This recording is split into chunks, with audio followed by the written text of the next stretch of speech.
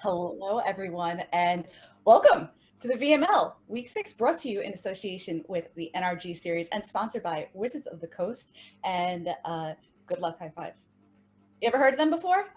You know what? I might have heard of Good Luck High Five before. Just maybe. Just maybe a little bit. And if you haven't, you're about to. So, but just to introduce ourselves real quick, the VML is a 10-week-long Magic the Gathering Arena League showcasing the talents of amazing people of marginalized genders within the Magic community. 64 players, 8 divisions. The play is done in round robin for 7 weeks, cutting to a playoff of the top 24, and we play all the way till we have just one player left who will be sending to the next set championship pro tour. Can I say pro tour again? Oh, this is so exciting. But before I get too far ahead of myself, I don't know if you have been here before. If you haven't, you can see we have an addition tonight. We would like to welcome Maria. Maria, how are you doing tonight? Hi, thank you so much for having me. I'm so excited to be here. I love the VML and I love watching awesome people play awesome Magic. So I'm all about tonight. We are all about having you here. And by we, I also mean my partner in crime, the most incredible Arya Karamchandani. Arya, how are you doing this evening? I'm doing well. Really excited for some real high stakes feature matches here tonight. It is very high stakes. We're heading into week number 6 here. And what's on the line exactly? Much more than just that invite to the set championship. We have a $4,000 prize pool that we are giving away this season. That's a lot of money. And also for each round win that the players get during the round robin play, you get 500 gems. So just a lot of money, invitations, gems, it's all on the line. And if you are interested in joining us next season, please follow us at VMLMTG on Twitter. You can follow us right here, twitch.tv/VMLMTG. Reach out to us because we are always looking to grow our community. And on that note, I do want to bring up very quickly, because we do know that yesterday was Trans Day of Visibility. And although I believe it should be every single day, we here at the VML would like to reaffirm our commitment to all people of marginalized genders. We want to keep the gathering within Magic the Gathering. So we're here, you're valid, we love you, and welcome. So let's get this show on the road. First things first, Maria, let's chat. Yes. So why don't you tell us a little bit about yourself, introduce yourself to all of our viewers. Hi, everybody. I'm Maria Bartholdi, at Miss Maria Pants on Twitter. Give me a follow. I need it. It validates me. You can see down below me, one of the sponsors for the VML this season is Good Luck High Five. And that is my podcast that I've been doing with Megan Wolf for 10 years now. A decade of podcasting, which is kind of wild. And I work as a caster for Magic the Gathering too, casting big esports tournaments and pro tours. You know, we can call them that again because they're coming back in paper. Very, very exciting. So yeah, I'm a caster, I'm a podcaster, I'm an improviser, and just an all-around really cool cat lady. I've got my cat here. This is Mr. Lear, and he just wanted to say hi. But yeah, that's me in a nutshell. That is wonderful. It's an absolute honor and a pleasure to have you on tonight. I have had the pleasure of watching you cast before on the big Magic broadcasts, and when they said that you were going to guest here, I was like, oh my gosh, she's on with me that week, really? So it's an absolute, just I can't tell you how much it means to all of us for you being here tonight.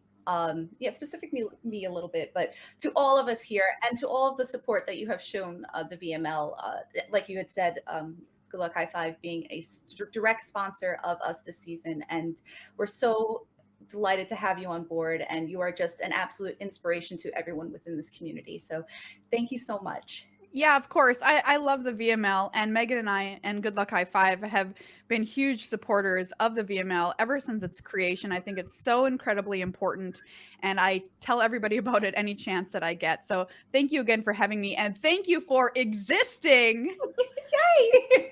We're good at that. Yes, exactly. Yes, we are. And we did have the honor and the pleasure of also having Megan on earlier weeks. Yes. So we got the both of you on this season. Maybe we can make this like, a season, like a recurring thing. Oh, that'd be awesome. I would love that. I would love that as well. Arya, do you have any questions for Miss Maria? I don't know. I'm just super excited to be casting with you. I was a fan of Good Luck High Five well before I got into competitive Magic. So this, like, being here casting with you, it's just amazing that it's even happening. Oh my gosh, Arya, you're one of my favorite players to watch. I'm so excited to be able to be commentating with you. You're such an incredible talent in Magic, and we're lucky to have you. All right, can I actually ask one question that's been like, yeah, let's go. Let's go. You can say no because it's like the icebreaker thing. But I read in the Twitter bio that you do a perfect, I think it was perfect with the word used, I'm not sure, but like imitation of R2D2 screaming. Yes. And I know that we're like a very serious league here and everything. And like it really is amazing to have you here, but I couldn't help it. And I would like to know, can you please? Yes, absolutely. Yeah, I can. And it is perfect. You're right. It's 100% perfect. All right, everybody. Imagine me. I'm R2D2 right now. Flip it. There it is. Oh, wow, Disney just marked us. Yeah. I hope that I'm going to have to make sure that gets clipped. I want to keep that. Honestly, you're not the first person to ask me that, but you are the first person that I've agreed to do it for. So there you go. I'm actually I'm touched. That's so sweet. Thank you, Maria. You're wonderful. And what else is wonderful are these amazing matches that we are going to show tonight. And before we get into that, I just want to talk real quick because these matches were chosen specifically this week to put a spotlight on the testing and mentorship program that we have going on within the VML. We have one testing team in particular that has absolutely blown everyone out of the water, and we wanted to put the spotlight on them tonight. So I know they don't have a fancy name. It's testing team number 4 as of right now, but cool testing team names are, on the way. But we're more than just a league where you play, week by week. The VML is actually a community, and we work on helping each other grow and learn and succeed. And that is exactly what this team has done tonight. So we have 8 amazing players, and 4 of them do belong to this awesome testing team. All right, do you want to tell us a little bit about the testing and mentorship program that we have going on? Yeah, sure. So the whole idea behind this was to give VML players something of a feeling of what it's like to be on a testing team working together for a big event. And so there was the opportunity for folks to sign up beforehand to try to be on a testing team. And then people were matched based on availability and gold and hours and time zones. And so there's actually a lot of people in the league participating in this. I believe half of the people in the league are on a testing team. And one testing team in particular, a testing team for like Nicole said, we don't have glamorous names yet this season. That was a suggestion for next season. But this one testing team has just week after week just done fantastically with a variety of different decks. I believe they have a 78% win rate among them. And every week they bring 4 or 5 different decks across the team, but they manage to keep winning week after week. They're just remarkably well prepared. And we wanted to highlight their amazing performance and take a look at some of their matches. Right, and justifiably so. So let's kick things off, shall we? We'll head to division number 2 for our first matchup of the evening. And first, we're going to take a look at Blazin. They have brought Jeskai Dragons, a deck that we have had the pleasure of seeing in the past. We see our extra turns in there and everything. A deck that Arya, I know to be an expert about. So why don't you take it away and tell us a little bit about this list? Yeah, so this Jeskai Dragons list, much like the Jeskai Dragons list I've tried to showcase every single time I'm on coverage, is, it's a combo control deck, sort of like Elrond's Epiphany, in that, it has Goldspan Dragon and Lier, and plays a controlling game until it wins with a combo. But unlike the Elrond's Epiphany decks, this deck wins in one big burst or flurry of spells. So the plan for this deck is to play Goldspan Dragon, play some spells, and then cast a Show of Confidence. on Goldspan Dragon, and every time that's copied gives you another treasure. So you generate a lot of mana, which you then use to cast more card draw spells, and you keep doing that until you eventually either kill them with a lethal Goldspan Dragon or a Kazul's Fury. And yeah, the deck has seemed like one of the most powerful things you can be doing on Standard. It's been covered, it's been looked at here on coverage week after week, and it keeps winning. So definitely a really solid choice for this week. Yes, for sure. And we can take a look at Blazen's opponent. And we have the first member that we will be showcasing here tonight, JesusLovesUnicorns on Selesnya tokens. So a relatively newer deck to the scene, but has really, really grown in popularity over the last couple of weeks. And I know, Maria, you are a fan of this deck, a big fan of creature-based decks. Is there anything here that you like, that you see that sticks out to you? Any like specific card, creature, synergy, anything going on that you All enjoy? of it. I like all of it. This entire deck. This is my jam. Look, it's not Boggles, okay? We're not putting pants on anything. But, you know, I can't have everything I want. I really like this deck because it's got so much flexibility for a creature deck. I just think that's really interesting. And there's so many different axes that this deck can attack from. I mean, look, they're playing Doomscar. Like, what? This is a creature deck. What are you doing? But you've also got, like, the Wandering Emperor in there being totally BA. I love this card. I feel like it's going to just show up everywhere in Magic.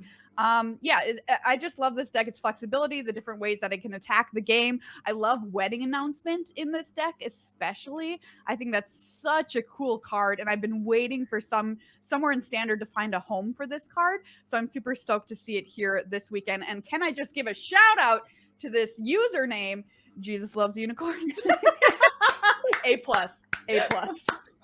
We are also a big fan of JesusLovesUnicorns. They are a VML vet. They've been around for quite a few seasons now. So Great. She's wonderful to watch. We've been able to feature her several times, and great player, and always brings it. So speaking of bringing it, let's get down to the feature match. We have Blazin on Jeskai Dragons and JesusLovesUnicorns playing Selesnya tokens. We'll be watching from the side of Blazin on Jeskai Dragons. Ooh, and what an opener we have here. That's a lot of galvanic iteration. Really nothing happening until turn 5. what? Insane. I mean, we have a lot of stuff happening on turn 5. We can go Watley into double condition. Well, now, listen. Okay, I think I got it fixed. All right. A lot of people Excellent say spot. Plays around that potential, and now Alex is gonna have to put something That together. wasn't An excellent right. top deck. Hold on a row. minute here. Let me Is this just. an April Fool's What if I did- situation? No, I. Oh, yeah, I don't like any of this. Uno! It's interesting. I Okay, love Uno. something weird is going. No, Okay, I hold will on. do Oh my some God. Uno I I commentary. really need to Is find that Mark out what's Flyers? going. Oh, what does I that can't- mean? Oh yeah. It's Hold just, on, Aggro. just I can fix this. Sky knows. Wait, I've got to say, this is a pretty good one. But that's not even a card game. Hold on a minute here. What? Just. I got this. I can fix this. I can really. I know. Oh, listen, I'm actually a huge Solitaire fan. So I would like to know if there's an optimal strategy for a solitaire. You know, has it been solved? Okay, hold on. I think I've got this fixed. Let me I just feel like- try one more thing here. Okay, let's try the. Okay. Wait. Oh, we at won. least they won. Yeah. We did it. Oh, that was great. Yay. That was great. Okay, for real now. Just so you all know, Phoebe is the most wonderful producer that ever has existed. So, and we are very lucky to have her at the VML. So, big shout out to Phoebe and all of the hard work, the extra hard work apparently she put in this week. So, That was incredible. A+. I loved it. Just missing cribbage, you know, honestly. I love cribbage. Same.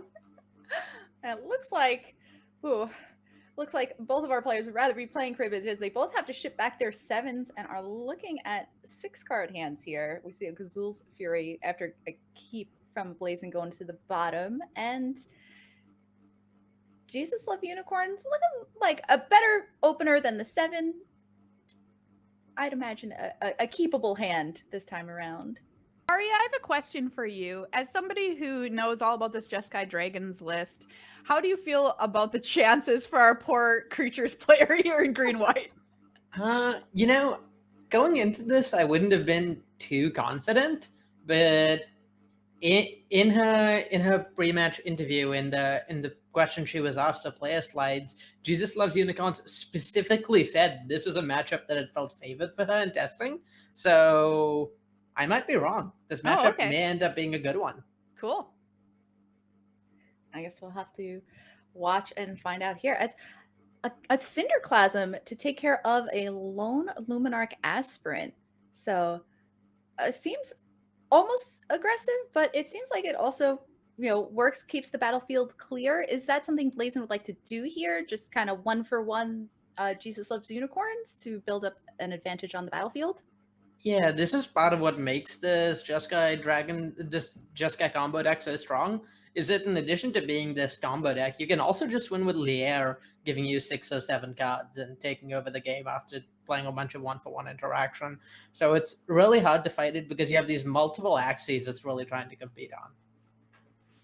Gotcha. And we'll see Catilda hitting the battlefield on the side of Jesus Loves Unicorns, and but a Gripful on Blazin's side, double Lyra Prismari command, unexpected windfall, and Shajiri Shelter as the Catilda does get across 4-1, bringing Blazin down to 19. We'll see that unexpected windfall on the end step. Oof. And yes. Goldspan Dragon. Quite a card. What a card. What a card. Arya, before we went live, I think you said if the Goldspan Dragon exists in the format, I'm probably going to be playing that deck. Yeah, I have been accused in past weeks' VML broadcasts of being a shill for Big Dragon, and I shamelessly admit it. I think this deck is very good, and Goldspan Dragon is probably too good to be allowed in Standard. We'll see the first Leer be deployed for Blazin over the Goldspan Dragon itself. Having a backup Leer in hand and maybe valuing the Goldspan Dragon a bit more. The treasures are available to be able to cast spells from the graveyard, including the Shajiri Shelter, which could save the Leer. But Jesus Loves Unicorns knows about that. Yeah. And even though the shelter to protect the Leia seems fairly free here, one of the axes this Goldspan combo deck can be constrained on a little is mana when you're starting to go off immediately after playing Goldspan Dragon. So both clearing that mana, getting rid of those treasures, also making sure that there won't be a piece of protection for the Goldspan Dragon as soon as it comes down, makes it much less likely that Blazin's going to be able to combo off from here. So makes a lot of sense to Valorous Stance to Lieta and just force the issue with that Shajiri Shelter. That is fair. We'll see a Luminarch Aspirant growing the Catilda on the other side of the battlefield. Tamio safekeeping at the ready, and a Valorous Stance of her own on the side of Blazin, on their own, excuse me. Now, they are choosing to Expressive Iteration here with quite a few other... It looks like they have a wealth of resources with this Leer, but are choosing to kind of build up and sort of pick through their hand a bit more before committing anything else to the board. Yeah, one of the things about the deck, particularly when it gets into spots like this, is the deck can be really mana hungry. You have like all these 4-5 mana spells like Unexpected Windfall and Prismari Command that can totally take over the game, but cost a lot of mana to do so. So Blazin recognizing that and opting to try and make sure they hit their land drops rather than just cast spells that are not necessary, that might be good here, but might lead to them falling slightly behind the long game if Jesus Loves Unicorns continues to hit land drops, continues to play expensive spells. I don't know. If I'm Jesus Loves Unicorns, I feel like my spirit is broken right now. This Dragons player has drawn so many cards. They have so many cards in hand. They have an active Leer, and I'm just sitting here like, I guess I can make 2 angels. I don't know, single tier. Yeah. 2 angels probably not going to be enough on this spot. Which is really weird to say, but this is where we're at in Magic, everybody. Right? You can't make 2 4/4s that will make your other creatures indestructible. Probably isn't going to get there, but we will see. And JesusLovesUnicorns gonna try anyway. And like you said, Blazin with a gripful 6 cards in hand, 2 in the graveyard, and who knows how many that they can recast from their hand. And it looks like Prismari Command will be the choice here. Blazin haven't played around a Tamiyo safekeeping earlier by playing the Spikefield Hazard as a land, as Spikefield Cave, rather than attempting to spike the Luminarch Aspirant. But it's going to decide to do nothing in response and just kind of let this happen.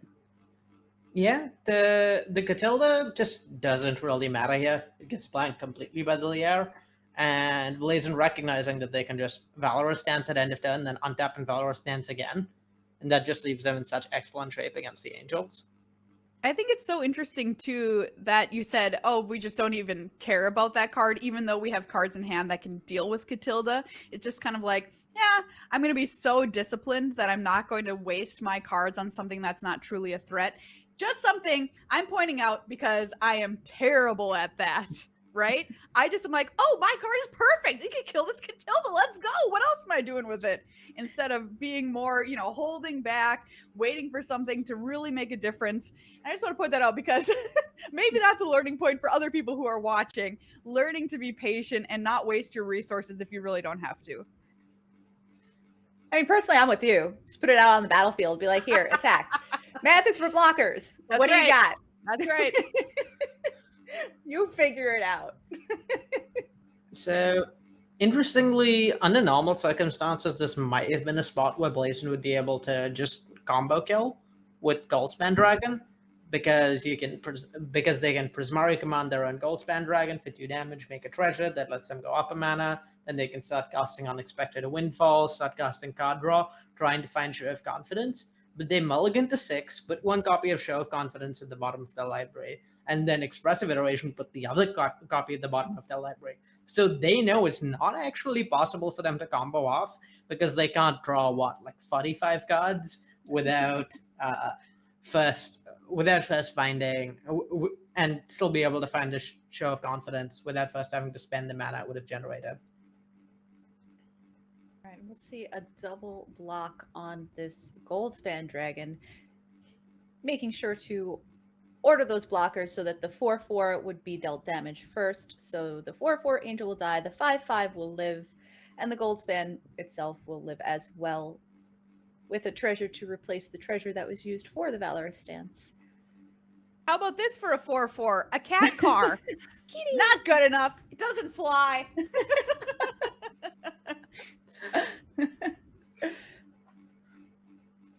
Yeah, those Prismari commands and Cinderclasm mean Essica Starrate perhaps not lining up the best it could be.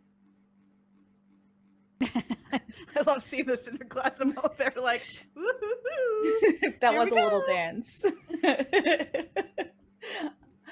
Definitely enjoyed the Cinderclasm dance. The Oh, cat's that's not brutal. so much. Yeah. That's brutal. Yeah, and there's no combo kill here for Blazin, but they don't even really need one this spot. They're just like 6 or 7 cards ahead, have a Goldspan Dragon and Lier in play. It's gonna be very hard to keep up for JesusLovesUnicorns. Arya, how often would you say that combo kill is the way this deck finishes a game? I'm gonna be honest. We've seen Blazin be really disciplined here. That's not something you can ever give me credit for being. I just try and combo every game, no matter how reasonable it is. I like that. I respect that, Have fun.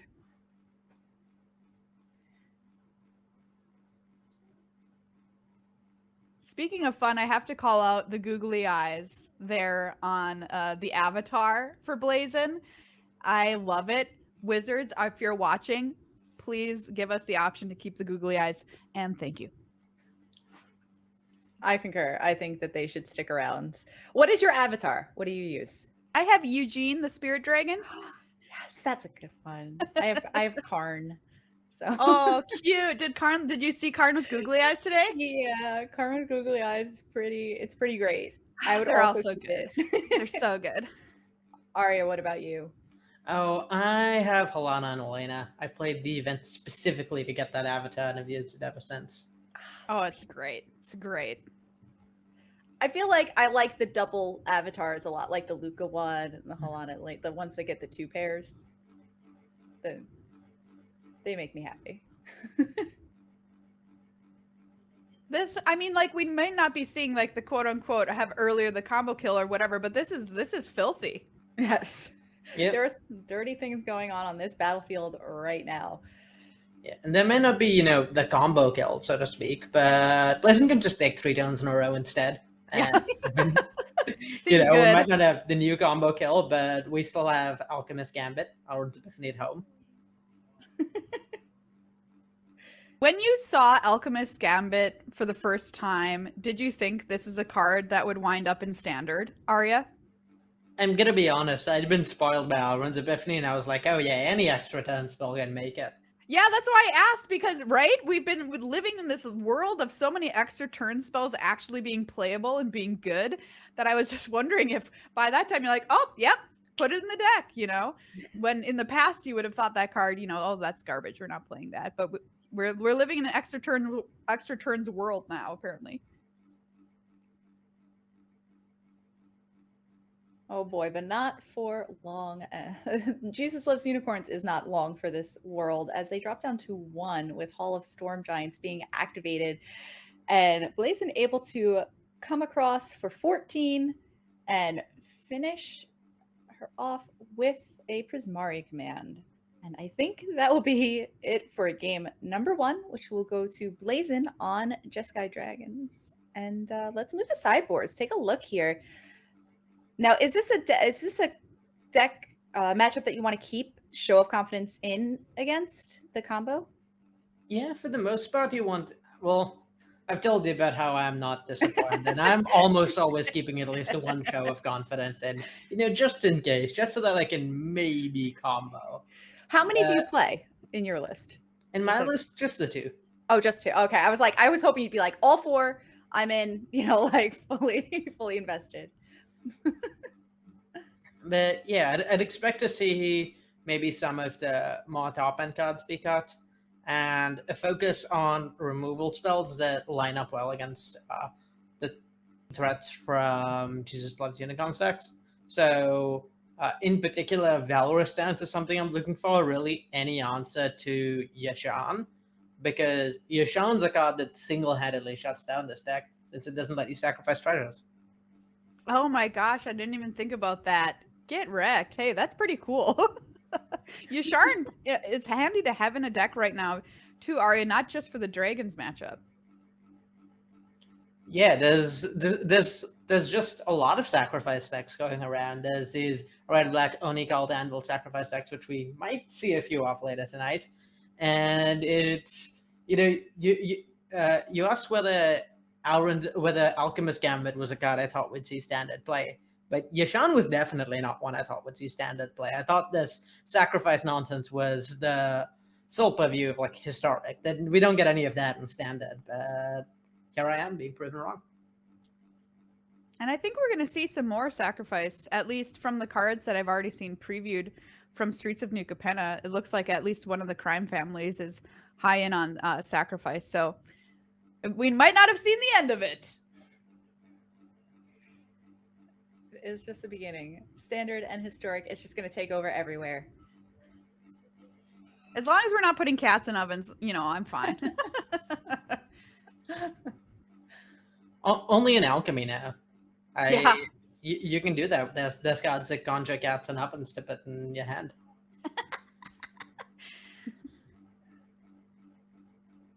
All right, as we see a Luminarch Aspirant, both players able to keep 7 here, but not that explosive a start from Jesus Loves Unicorns, although I don't believe the Selesnya deck plays that many 1-drops, if any at all. So they're usually starting off on turn 2 with an Innkeeper or an Aspirant, as we see that Aspirant grow to a 3/3 here and get into the red zone.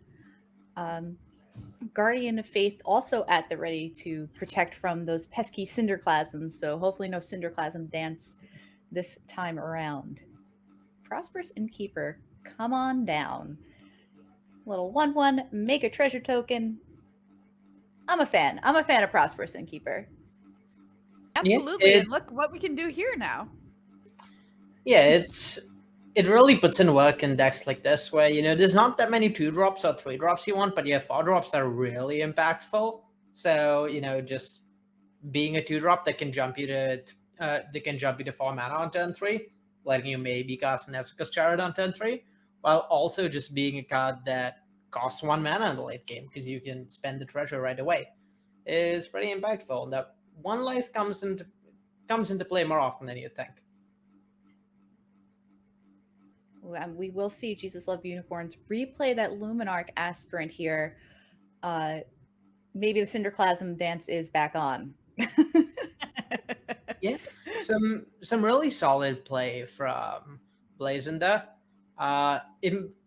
Without the rest of their hand, it might have seemed a little early to bounce that Luminarch Aspirant. It was only a 3/3, but recognizing that if the Aspirant comes down multiple turns later, well then that's excellent value because that's that many fewer triggers. And if it comes down on the very next turn, then Cinderclasm is going to clean up both creatures, which is kind of perfect for Blazin.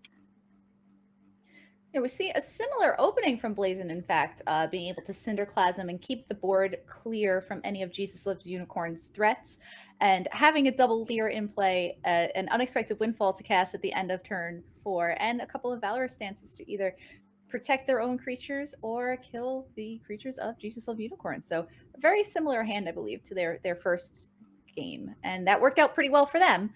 But here comes Esper Chariot. And this is kind of exactly what you want to be doing with this blue-red deck, which is on turn 4, make sure there's not anything else in play, and play an unexpected windfall.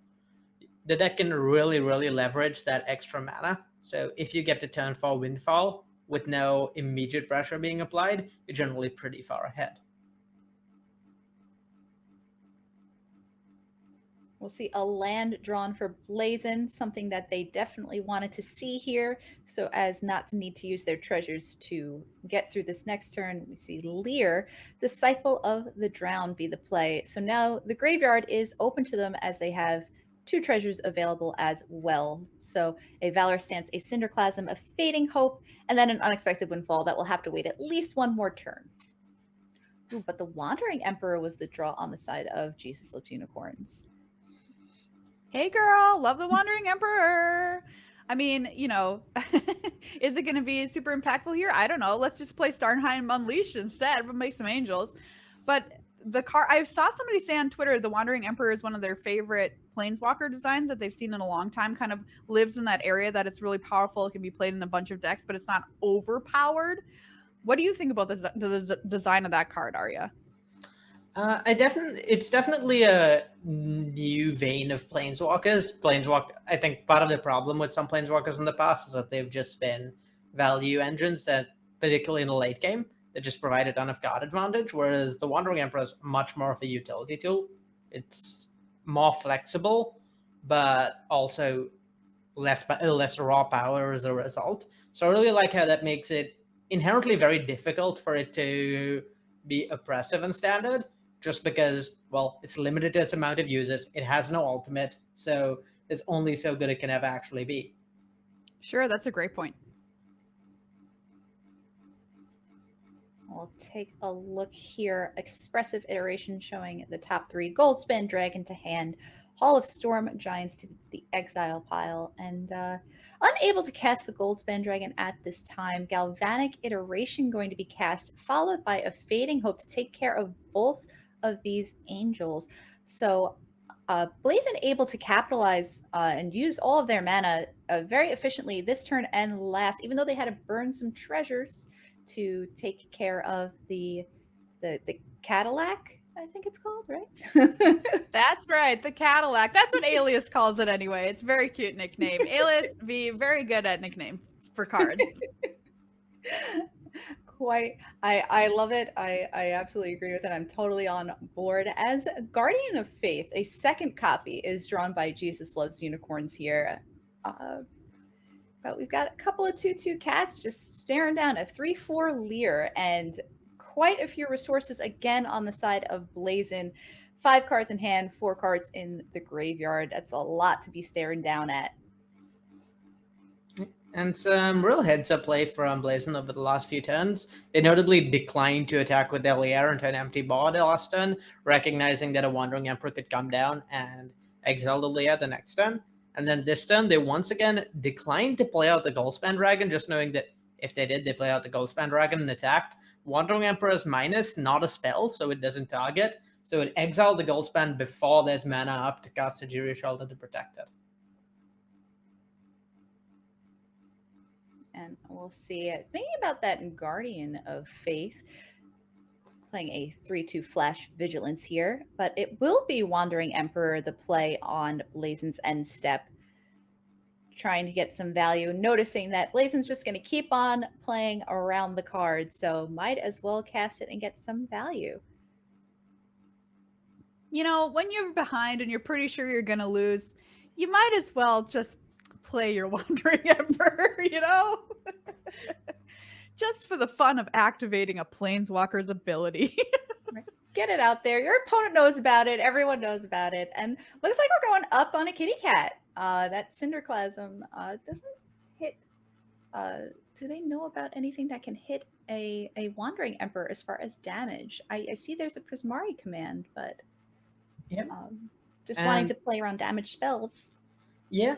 It also plays around the Cinderclasm. If the Wandering Emperor was minus to make a token, that would provide 3 tokens to exile. But at the same time, Jesus Loves Unicorns recognizing here that even if she doesn't want to lose the loyalty on her Wandering Emperor, it's worth running it out to try and force Blazon to respond. Because if Blazon spends this turn responding, then this is one more turn for which they're not playing an unexpected windfall, and one more turn for which they're not getting a huge mana advantage, which they can then use to combo off in the next few turns. Now, I see a Skyclave Apparition, the draw for turn on the side of Jesus Loves Unicorns, perhaps in anticipation of cards like Smoldering Egg from Blazon's side. Yeah, Smoldering Egg is, I think, the main reason Skyclave Apparition frequently comes in matchups like this. Even if the eggs didn't end up coming in for Blazon, it's hard not to respect the threat when Ashmad Dragon, the flip side of Smoldering Egg, just completely takes over the game in any matchup like this. We see now double Goldspan Dragon in Blazon's hand, a second one being drawn off of that end step unexpected windfall. So the first one is going to be cast, and all of a sudden things just got pretty real pretty quick on the side of Blazon. Jesus Loves Unicorn still at a healthy 21 life, but that can change rather quickly as the 4/4 dragon gets in, attacking the Wandering Emperor. From bad to worse is how I would put the situation for Jesus Loves Unicorns. Sorry if it sounds like I'm being cavalier. I really am not. I've just been in the position of Jesus Loves Unicorns so many times in my Magic career that, you know, I feel the pain. Solidarity. I totally get it. I've been there as well. I actually played the tokens deck this past week in the VML, and I know what it is to, like, if you fall behind on the board, there aren't very many ways for you to catch back up, especially against a deck like Jeskai Dragons. So that's one of the reasons cards like Goldspan Dragon is one of the most powerful, if not the most powerful, in the format. As we see, it is just taking this game over with multiple unexpected windfalls and being able to copy that and just make more mana and more mana and more mana every single turn. And Blazon's just in control of this game in every way, shape, and form as they draw a third Goldspan Dragon. I've got to say, this is a flavor win, right? I'm sure this has happened on your stream before, but Goldspan Dragon plus all those treasures, hello. I believe we've seen as much as maybe 17 or 18 treasures. Oh my God. in the past few weeks with show of Wow. confidence. I don't know that we're gonna quite get that far today, but definitely a lot of treasures on Goldspan recently. Honestly, this Dragons deck feels like it just eats green-white tokens for lunch, I mean, you could probably have a very quick start and then back it up with a Guardian of Faith or something like that if they go to Cinderclasm you. And I feel like probably that's how you end up winning if you're playing the Selesnya tokens list. But they just have so many tools, main deck Cinderclasm, like you mentioned, Arya, that are just so difficult to deal with.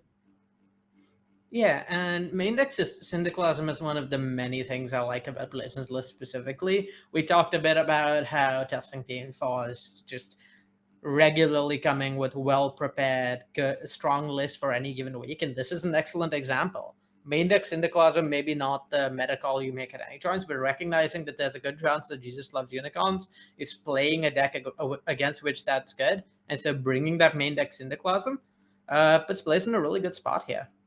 I have a question. How often do you take into consideration, do you know your opponent for the week ahead of time? You do, yes. Yeah, take into consideration what you know of their personal preferences for the kind of decks they like to play. I'd say quite often. It really depends on player to player. For example, Sure. It's very hard to convince me personally not to just Jeskai Goldspan Dragon regardless of what my opponent's playing. Sure. But I know there's some people who bring lists with tools specifically to beat archetypes their opponents are known for playing. So what deck beats Jeskai Dragons then, if I'm metagaming against you right now? You know, I'd like to say that this is because, I have bias and don't want people beating Jeskai Dragon, but I honestly don't know. All right, okay. Maybe there's a deck that beats it. The mirror match, the mirror. That works.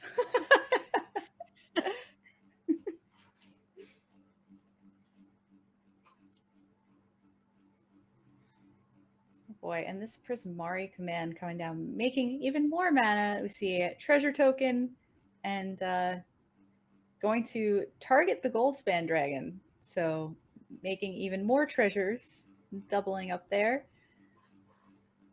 And there it is. Show of confidence, the draw on Blazon's side. So are we about to see fireworks? I would imagine so. We may end up beating that 18 treasures mark I mentioned. Seems not impossible. All right, let's go. More than 18 treasures has been called. I don't have enough fingers. I mean, even this Fading Hope, it just named perfectly against a tokens list. Yeah, it really lives up to its name in this deck particularly because you build up this one large threat, playing around Cinderclasm, which this deck has, and like that 1/3/3 Luminarch aspirant early in the game, and then Fading Hope just comes down and Fades the hope. it Fades lives the up hope. to its name, really. That's all there is to it. Now, I see JesusLovesUnicorns tapped out, can't do much of anything here. Do you let your opponent just go off, have fun, combo? I would, but I know not everyone has such a benevolent take towards Jeskai Goldspan. Because I feel like there's three ways. I feel like you either, just concede because you're like, fine, I'm never going to win. I'm going to concede. Then there's, all right, let my opponent have their fun. They built out, they got to this point, let them do it. And then there's I'm not conceding, make them do it. So. Ooh, look at all those shows of confidence. This is one confident dragon. That is a very confident dragon.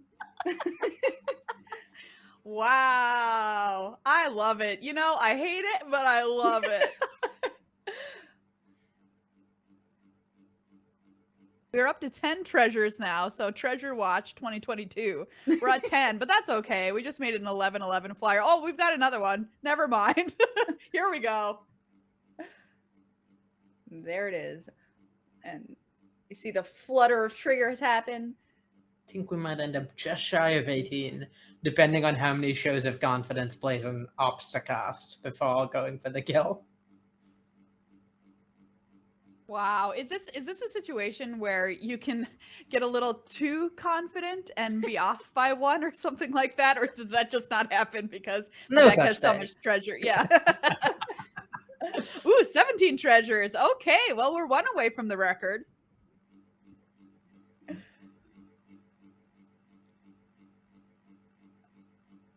just short. That's okay. The 1919 kills him anyway. Right? Oh, and there's the 18th from the Oh, there's attack. the 18th. From Oh, the there attack. it is! All right. Yay! That We counts. tied. That counts, right? I'll tell you what does count. Blazin takes down that matchup 2-0 over JesusLovesUnicorns. Good games to both of our players, but what a matchup. And again, we get to see the power of that Jeskai Dragons list. It's just at this point, you just can't deny it anymore. So Yeah, Honestly, seriously. I mean, I have to ask this question, Arya. Are people who don't bring this list wrong?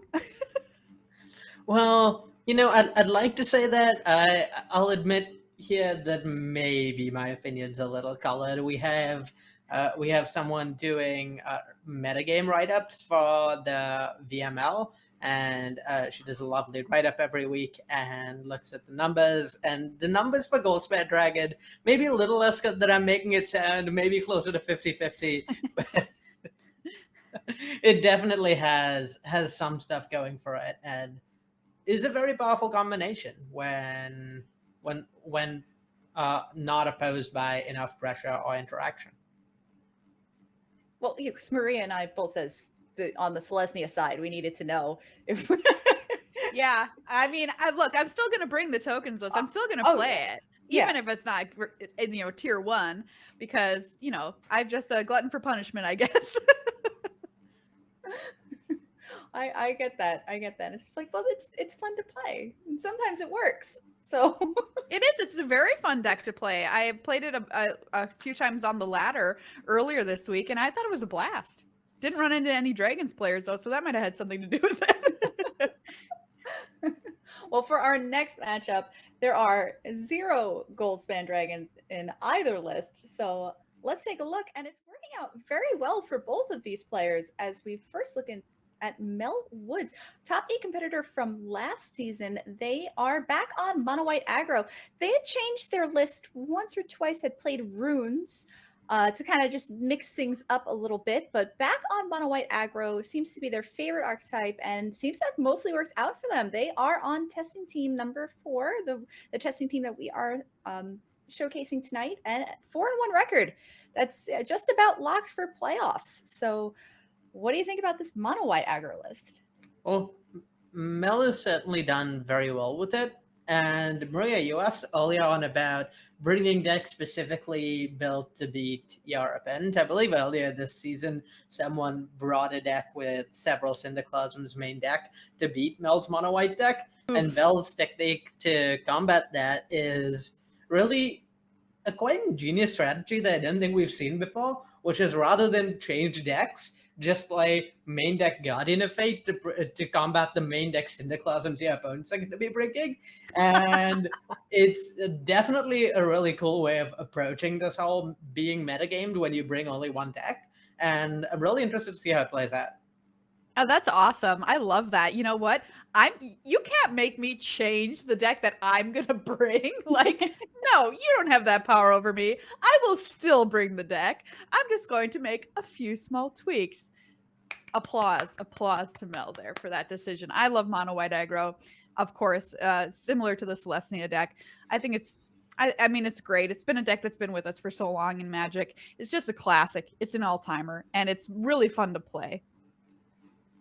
A great list, and if anybody knows how to pilot this deck, it is Mel Woods. Now let's take a look at their opponent. This week is Ruuchu, who is one of our remaining undefeateds at 5-0 in Division 4, and she has brought Orzhov control. So a deck that we've seen be pretty consistently. I feel like it's never the most popular deck, but it never really falls off in popularity either. It always kind of like, it's about third, I think, as far as the metagame shifts from week to week. Do you have any? Now, I love cards like Meat Hook Massacre, and I love cards like Wedding Announcement. There's just a lot of power and a lot of synergy in these decks. Do you have any feelings towards decks like this? Maria, are you like, I need to know if we're like on the same wavelength, because you were like, I love creature decks. I'm like, me too. So well, you just said you love Meat Hook Massacre. How can both these things be true? But I mean, this deck does play like Welcoming Vampire, and because it's okay to kill your own creatures in this deck. Okay, So- okay. All right, you know what? That's a fair point. That's a fair point. I do think that's really cool. It's winning kind of on a completely different axis than we're sort of used to seeing, right? Like, oh yeah, I'll kill my own creatures for value. You're dead, by the way. And Welcoming Vampire, thumbs up. I love that card. I think this list is super cool. I've really been hoping for an Orzhov control-ish, mid-range-ish list to kind of make its mark and actually be super good and playable in Standard, because I feel like it's been kicking around actually in a bunch of different formats, different kind of versions of this deck. So I've been waiting to see if it will ever kind of make its spot in it as a top-tier deck. And Arya, do you think this has the potential to be a top tier deck? You know, I think it might. I've been a big naysayer for Orzhov, I'll admit, over like the last several months. People kept bringing it to tournaments, and I kept saying, no, you should just be playing Auron's Epiphany instead. But now Auron's Epiphany is gone. The replacement for that deck, Goldspan Dragon, is really weak against the one tool this deck has recently got that's really powerful, which is the Wandering Emperor. Goldspan Dragon doesn't line up super well against the Wandering Emperor. So when you put together the fact that the blue-red control decks are the big problem for this, for decks like this lost their main tool, and that this deck got the Wandering Emperor, which is one of the most powerful cards in Standard, when you put all those things together, it's starting to look like maybe Orzhov is the deck to beat. And Ruuchu certainly thinks so, and I want to highlight that not only is she undefeated this season, she was in the top 8 of last season, and I believe was undefeated during the Swiss of last season as well. Wow. So definitely a really strong competitor, and if she thinks Orzhov control is the way to go, then it's probably very good. No, for sure. And we have seen the deck kind of shift and change over the years, like over the season. The Welcoming Vampire not always in there. I see the Valky in there, a little spicy, kind of love it. With only, I think, the treasures to be able to cast the backside and an absence of Edgar. So let's take a look at these decks in action. Again, this is from Division 4. We have Ruuchu at 5-0 versus Melwood's 4-1. Orzhov Control versus Mono White Aggro. We'll be watching from the side of Melwoods, who is looking at a 1-land opening hand. I don't know that that's keepable, and Mel would agree. So it looks like that one will be shipped back for a much better looking 6. Flush with 2 drops. So Sun Gold Sentinel going to go to the bottom there. And we're going to kick things off. Oh, that's so nice. Both players saying hello before the game. Good sportsmanship. Also, excellent sleeve choices for both of the competitors. Definitely agree. They both got like sort of like matching pet things going on and everything. So It's beautiful. it really is. It's a good community we built here. You know, talking about cards we didn't expect to see in Standard, Professor of Symbology has got to be one that I never would have called. But that card's a house. Yeah, limited alt-stuff for sure. And I suppose time and time again, the guys just look really good and limited, turn out to also be quite good and constructed. Divide by 0, much the same. I love seeing limited commons show up in constructed decks. That's like one of my favorite things.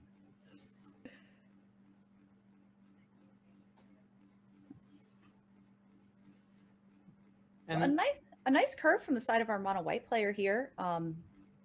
Adeline coming down on turn 3, being able to pump things with Luminarch Aspirant, Usher of the Fallen, and Ruuchu with just a lot of 1-for-1 removal besides those Meat Hook Massacres.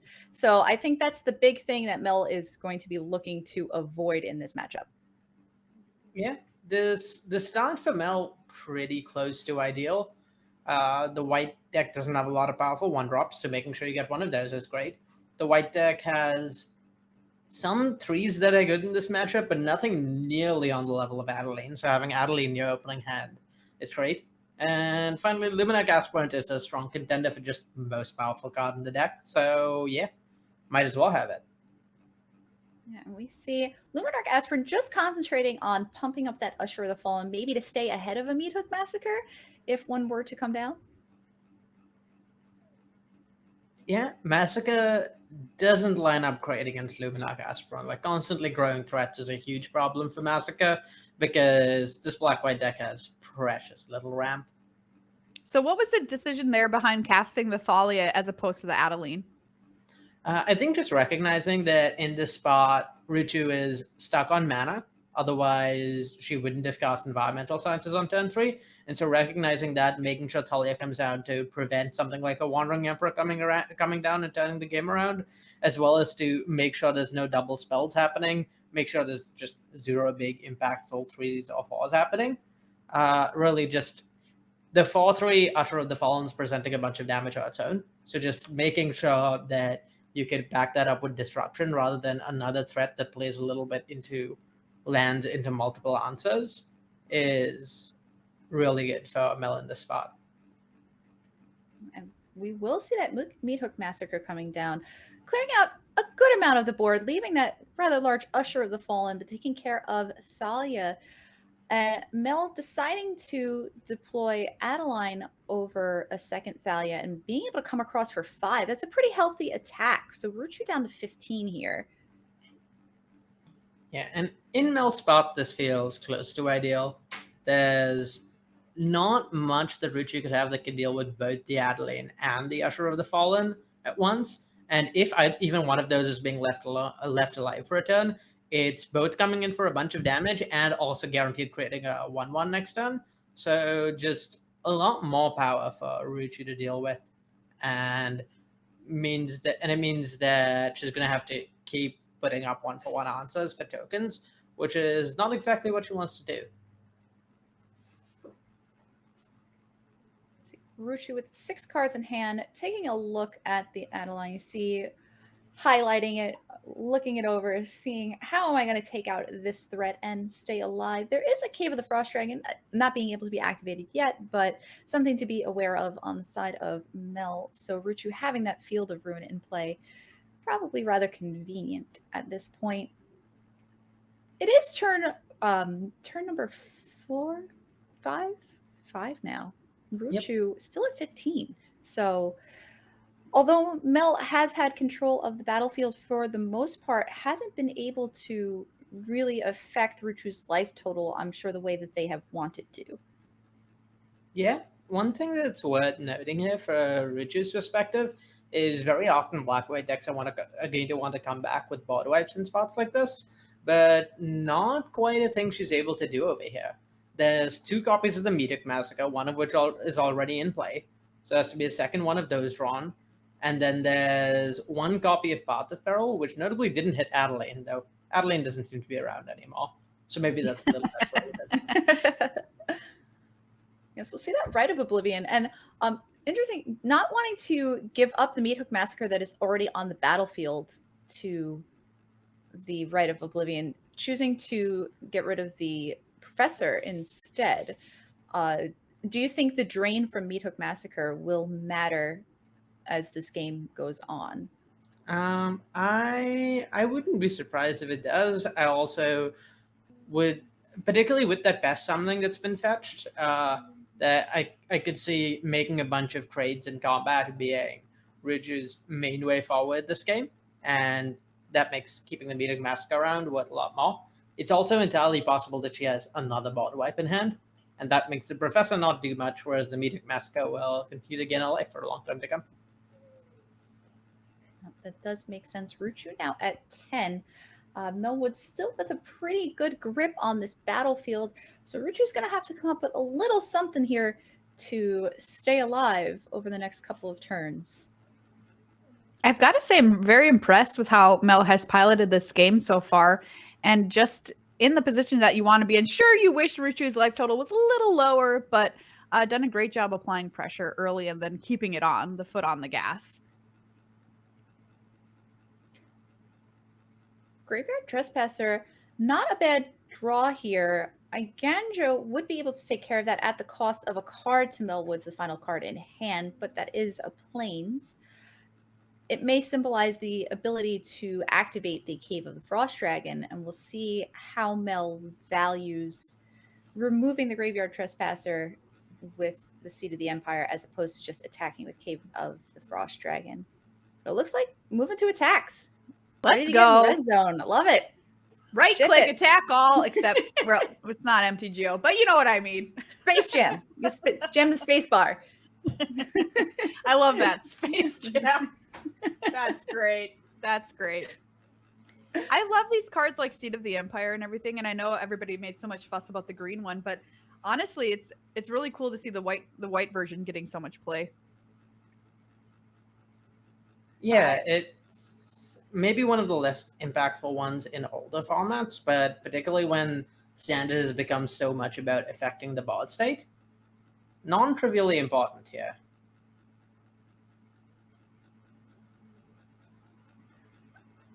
I do love this decision by Mel just to like hold on to the Ganjo, allowing the Graveyard Trespasser to just block a token, take the one, took a bunch of damage, she took 5 there to fall down to 5, 6 there to fall down to 5 for getting the life gain off of the now Graveyard Glutton.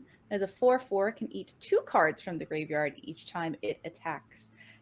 Now. Ooh.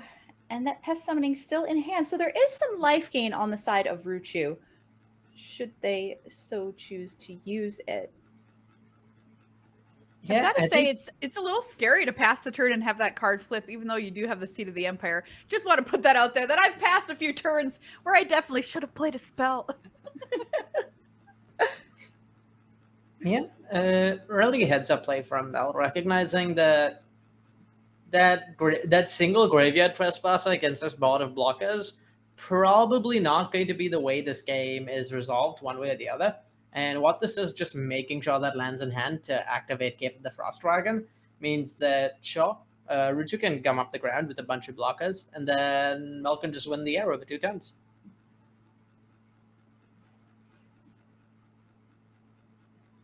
What do you think of that decision, the past turn, to not activate a Cave of the Frost Dragon and instead hold up Seat of the Empire? I'm actually a pretty big fan of that decision. It makes sense because the one thing the 2 things Mel did not want were either the Thalia getting removed by the Graveyard Trespasser or the Usher getting traded with. More than anything, the Thalia getting removed. Since Ruuchu didn't block the Thalia, letting the token go doesn't matter that much since the Usher's just creating another one. But what not activating the cave there does is it allowed Mel to attack with the team, knowing that if the Thalia did get blocked, then the Gansha could have been discarded to keep Thalia alive.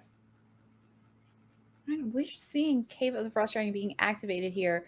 Ruuchu has left open the Field of Ruin activation, however, and it looks like that's what's going to happen. A second Cave of the Frost Dragon is on the side of Mel Woods. As they go to their deck, pick out a Plains that will come down untapped, and 1 life will be gained off of that Meathook Massacre trigger. So Ruuchu up to 6 here, but lacking in another answer for that second Cave of the Frost Dragon as far as we know. But it is scary, right? I mean, we've got the Meathook Massacre out on Ruuchu's side of the battlefield, and it's kind of like, you know, if you manage to find the other one of those, or we're sort of in a tenuous position because we're just holding lands if we're Mel. Yeah, and notably, the Rite of Oblivion in Ruuchu's graveyard may not hit the Cave of the Frost Dragon, but one of the things that deck plays 4 off is 4 copies of Vanishing Vest. And notably, once activated, Cave of the Frost Dragon is monocolor, so Vanishing Vest would get it. And now an attack with this, now we're back up to 8 for Ruuchu.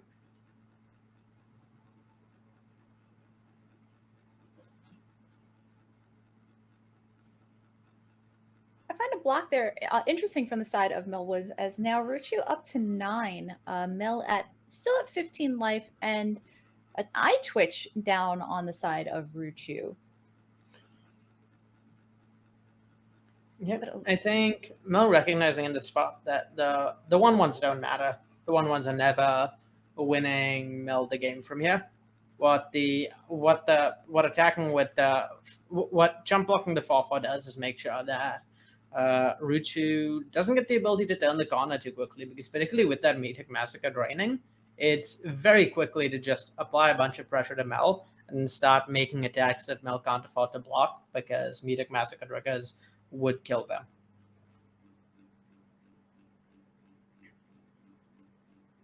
Let's see, a big choice here. Mel going to pass the turn. Now, has Ruuchu turn the corner here? I would say so. The eye twitch in being present as a flying blocker in particular is important. It just makes sure that Ruuchu has tools to avoid dying to the Frost Dragon and the Spellbind all of a sudden. But yeah, with the Massacre gaining Ruuchu life, if anything of his dies, with the Graveyard Trespasser attacking and the Wandering Emperor continuing to deploy more pressure, I would say Ruuchu is solidly ahead here and has turned the corner and can start attacking pretty safely. This is when your stomach sinks if you're Mel Woods, right? You've done so much work. You felt very confident at your position on the board just a few turns ago. And now it seems like everything has just slipped through your fingers as Graveyard Glutton turning sideways, gaining life, draining you, etc., etc., etc. It's bad news. Certainly is. And that Graveyard Glutton is nothing to sneeze at. As a 6/6 first striker, looks like Thalia being a first striker is great and all, but doesn't do much when your opponent has... Oh. Uh-oh. Probably a miscalculation maybe here, not realizing that Graveyard Glutton also has the first strike, but Iganjo going to finish off Graveyard Glutton. Meathook Massacre gaining and draining. So Ruuchu to 11, Mel to 13, but Mel now empty-handed, and Ruuchu has some removal to speak of, a Meathook Massacre and an active Wandering Emperor on the battlefield. Oh boy. Things are not looking good for Mel Woods at this time. Guardian of Faith being the draw here might not be doing too much. Cave of the Frost Dragon going to be activated. At this point, can you even attack Ruuchu, or do you have to go after the Wandering Emperor?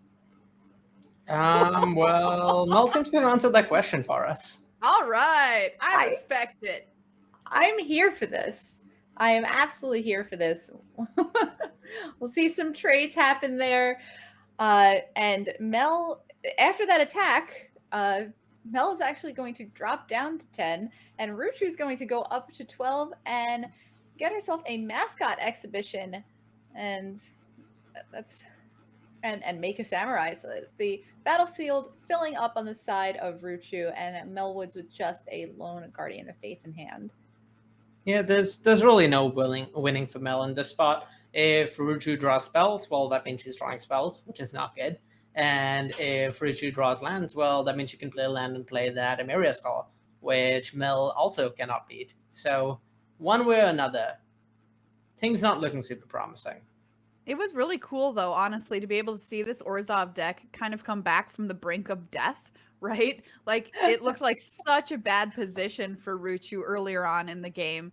But you can just see the tools that the deck has in its toolbox to be able to just kind of like pull up, and then now it's smooth sailing. No, it was great. And I love the insight from earlier on when the Rite of Oblivion was cast and Ruuchu decided to get rid of that blocker in Professor instead of sacking the Meathook Massacre. And that may have ended up, that insight may have helped her winning that game. That there was a lot of life gained and lost from that single Meathook Massacre. So really, really well played by both of our players in their game one. Oh, that's a hand. Oh, no! Take a screenshot of that one. Hand of the week right here. That's painful. Come on, Battlefield Raptor. You can do it. Bring back your friends. And look, there you go. 3 lands, Battlefield Raptor, Skyclave Apparition, Guardian Faith, Legion. I just want to clarify, I had absolutely nothing to do with that. That was not... No. That wasn't another of your April Fools? No, it wasn't this time. No. Okay. That was not an April Fool's joke. We see Skyclave Apparition going to the bottom here. Oh, nope. A land instead. I like it. I like it as Battlefield Raptor hitting the battlefield. So starting off with the 1/2 Flying First Striker. Mel was a big proponent of this card. A lot of people moved on to Hopeful Initiate. Mel said, absolutely not. Battlefield Raptor is my jam. Yeah, and if there's a matchup where choosing Raptor over Initiate is good, this is the one. There's all those best summoning tokens and Professor of Symbology and Wedding Announcement tokens. Just so many things gumming up the ground in this matchup. But Battlefield Raptor, a 1/2 flyer, can't really be blocked by anything in Ruuchu's deck, and gets in for damage, attacks Planeswalkers down, really does everything. Oh, not finding that third land though. That's painful here. Yes, as we see Wedding Announcement hitting the board on the side of Ruuchu, a very powerful card. 1/1 token going to get in for a little bit of damage, bringing Mel down to 19. Ruuchu at 17, and a double Wedding Announcement, along with a Shambling Ghast. Wow, it's a Shakespearean comedy, a double wedding announcement. I just thought of that joke, and I'm very proud of myself. I am too. I like that one. I'm going to write that one down. I'll use it in a couple weeks and everybody forget. Thank you. Thank you. Okay. We'll see Battlefield Raptor and the token off of Adeline, as Mel was able to draw that third land here.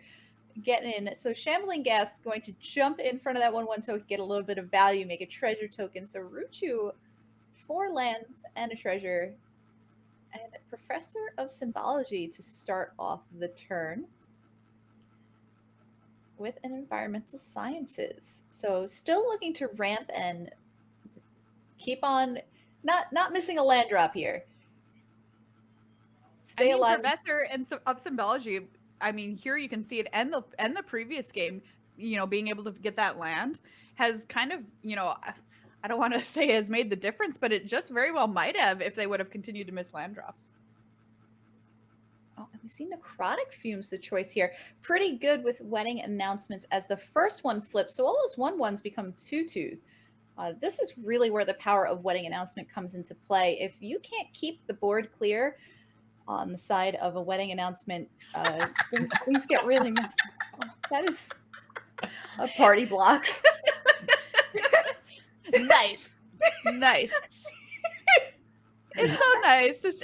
Honestly, to see the players have fun like this, I think it's so great. I think that's the best block I've ever seen.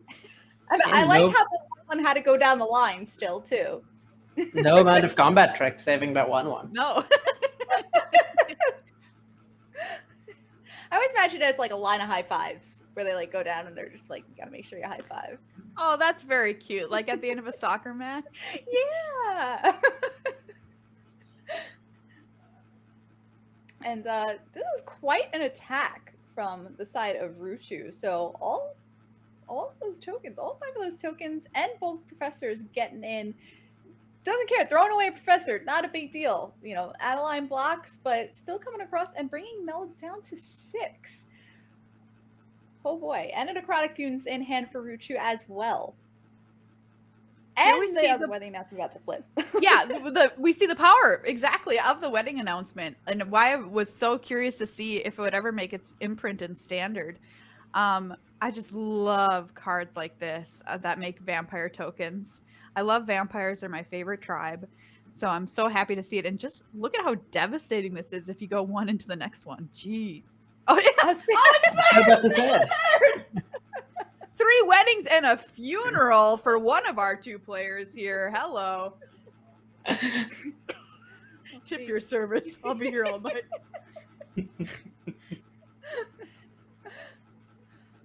Oh boy. We see Guardian of Faith and an act of desperation coming down and gonna phase out the Adeline and the Battlefield Raptor. And another land drawn for turn. Intrepid Adversary, Legion Angel.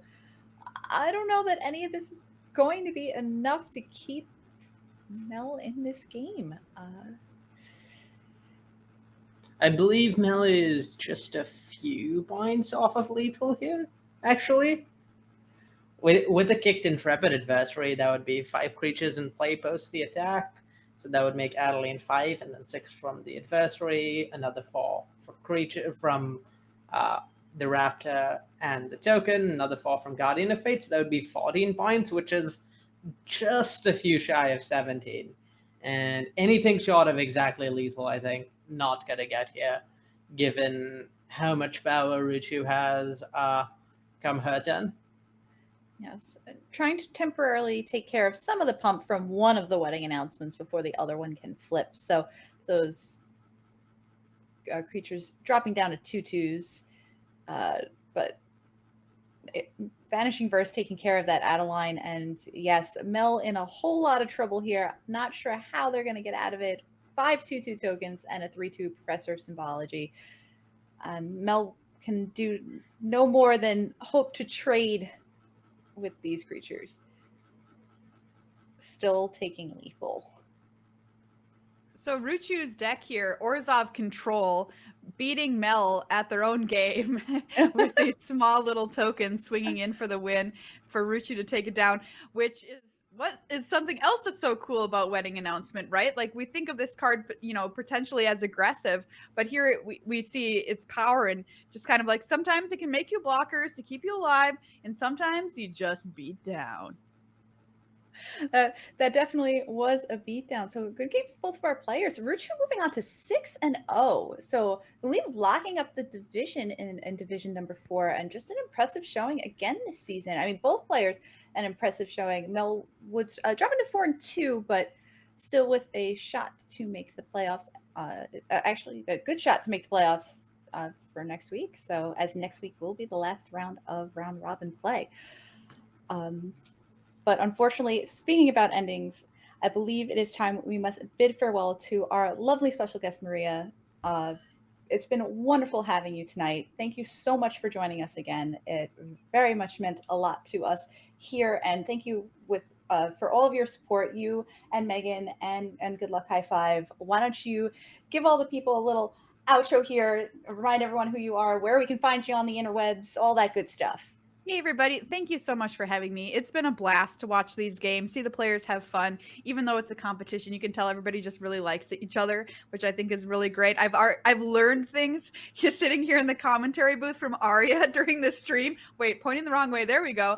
From Arya during the stream, which it is incredible. Like I've just been here for a couple of hours and I've already learned so much from you, which is awesome. So thank you everybody for watching, for hanging out, for inviting me. You can find me on Twitter at Miss Maria Pants.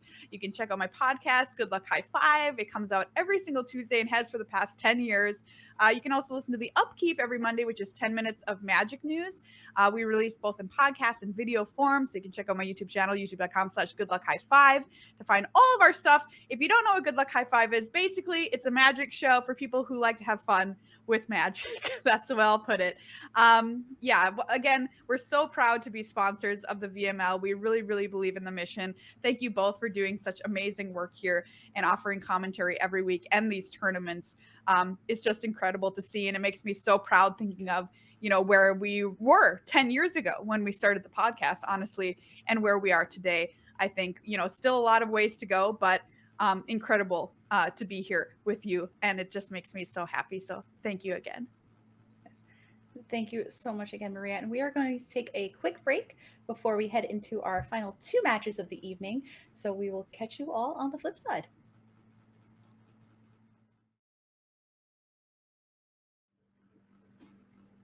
Hello, everyone, and welcome back to the VML Week 6. I am joined once again by the lovely Arya Karamchandani. How are you feeling so far? I'm feeling real good, real excited. Oh. Casting with Maria was a blast of guys, and I can't wait to see some of these matches we have queued up because there's some really exciting decks. Yes, definitely. It's like I'm definitely very excited. Well, sad Maria had to leave. She is an absolute all-star and an inspiration to all of us in the community. But I am so ready to get on to the rest of the action for the night. And our next one promises to deliver division number 6. We have Zabracus. Zabracus is amazing. I don't know if you've had a chance to check out her cosplay.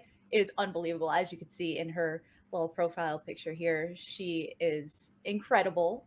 She's an amazing streamer, amazing Magic player, and like her cosplay is just like blow me out of the water. And this week, I feel like to very much go with her cosplay, she's playing Rakdos Sacrifice. So a lot of vampire things going on here. We've got Blood Tithe Harvesters and Voldaren Epicures and things like that. What are your thoughts on the Rakdos Sacrifice deck within the standard format at the moment? It's taken a bunch of iteration. I definitely wasn't too happy with how the deck looked at the start of the format.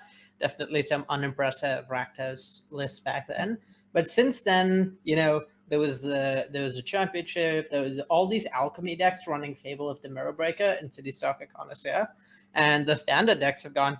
We don't have City Stalker Connoisseur, but Fable of the Mirrorbreaker kind of just excellent on its own. So why not just run 4 copies of that? And I think that goes a long way towards fixing some of the problems the Rakdos deck had with a lack of power level. And yeah, if Zabracus is bringing it, then I'm confident it's an excellent deck. You mentioned her cosplay, definitely no slouch when it comes to Magic as well. Finalist of last season's VML, and should be no surprise that the testing team she is leading is doing this well. She's 3-2, and I believe everyone on her team is 3-2 or better with multiple 4-1s. So have high expectations of this deck if she brought it and is confident in it.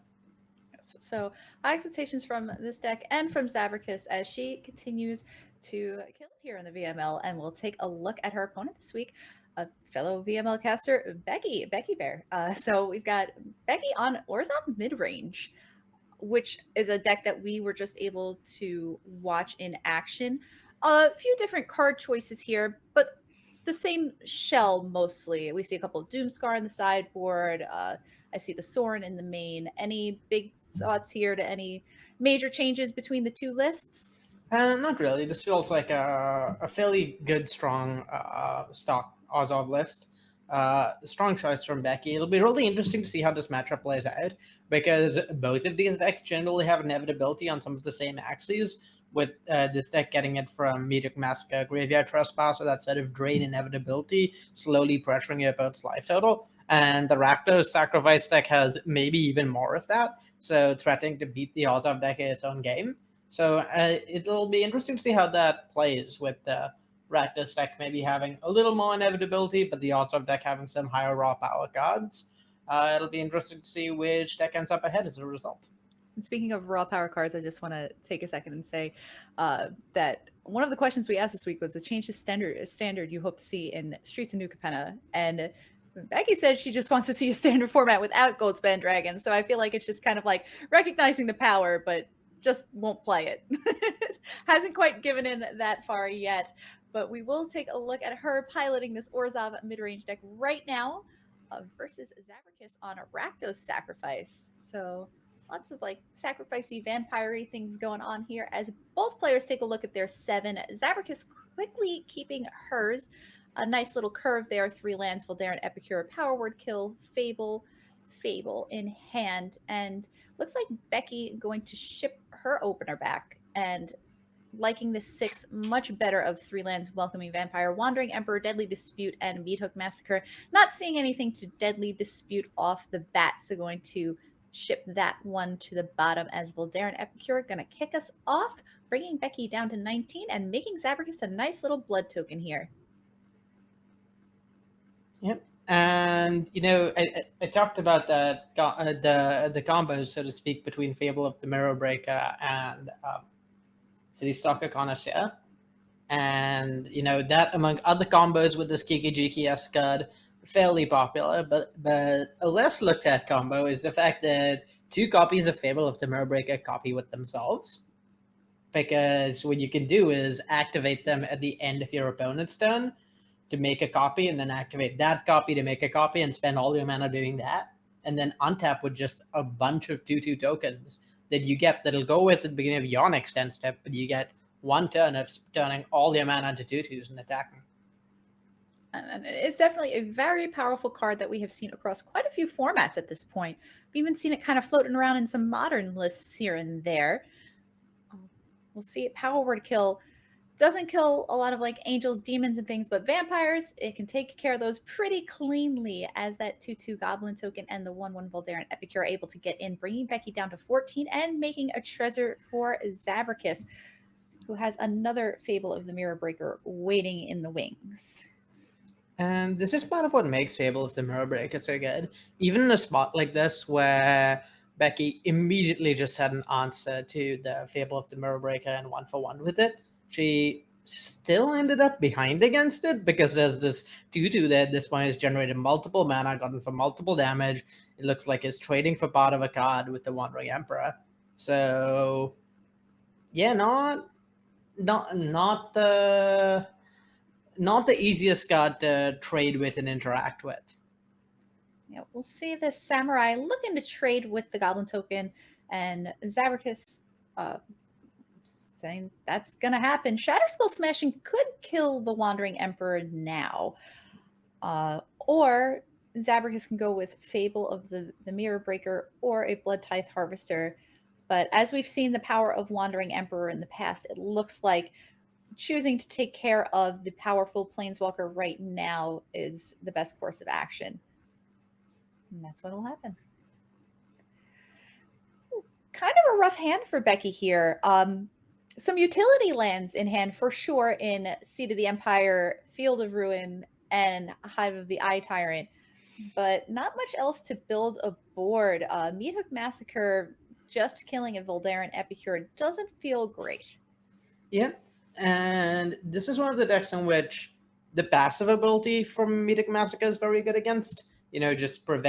Just providing drain when any of the deck's many sacrifices happen. But the actual enters the battlefield ability, not that important. You have this 2/2 token that's going to be a 2 that's already getting value off of the Fable of the Mirror Breaker. You have the Epicure that's already gotten value off the Blood, and really everything in this deck is getting you value on entering the battlefield or dying or getting sacrificed in response. So you really don't get that much out of the actual board wipe itself, just a lot of value from the passive ability. Yeah, we'll see Field of Ruin preemptively just take care of the Den of the Bugbear over the Hive of the Eye Tyrant. Zabracus is going to make sure to float that mana before fetching up a mountain and casting a Deadly Dispute, sacking a treasure, but making a treasure to replace it, drawing a couple of cards, another copy of Fable of the Mirror Breaker, and a Power Word Kill. As Beky Bell draws a wedding announcement for turn. Yeah, wedding announcement, definitely a powerful card. Not quite what you want to be doing before you Meathook Massacre. One of the risks of this Orzhov deck is just combinations of cards like that aren't particularly potent and work quite poorly with one another. And in Beky's spot, this is the last thing I want to see. The last thing I want to see is my opponent go Fable of the Mirror Breaker, choose to discard 0 cards, keep all 4 cards in my hand because they're all that good. That's just going to be absolutely terrifying to see in this spot. Yes, scary indeed. As we see Blood Tithe Harvester coming down, making a bunch of artifacts for Nicole Anvil to eat up on the side of Zabracus. And Beky again with a wedding announcement. But wedding announcement, we've seen the power of it in earlier matchups, but when your board is clear, it's not exactly the powerhouse that it can be. So another Hive of the Eye Tyrant in the draw for Beky's side. And now at this point, is Beky priced into casting this Meathook Massacre? I believe so. If not this turn, then at least the next one.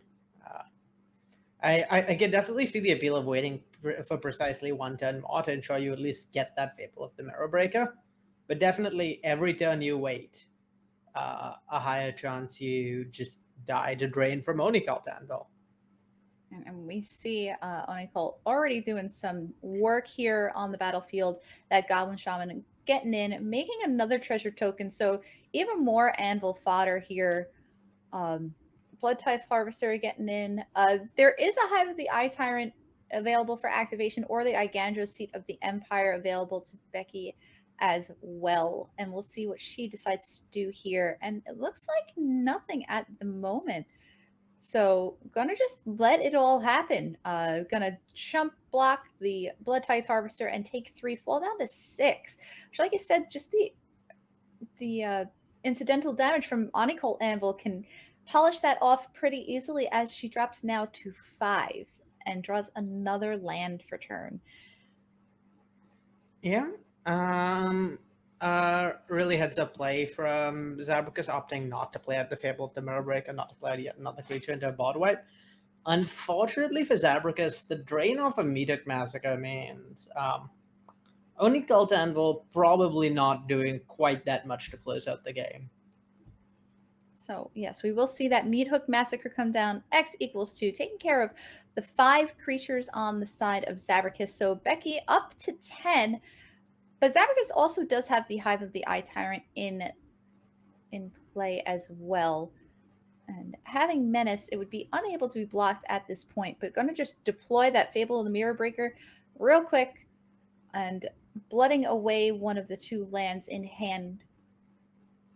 Nicole Anvil going to make a 1/1, and now both players with the Abandoned Mine in hand, that can return creatures or planeswalkers from the graveyard to your hand.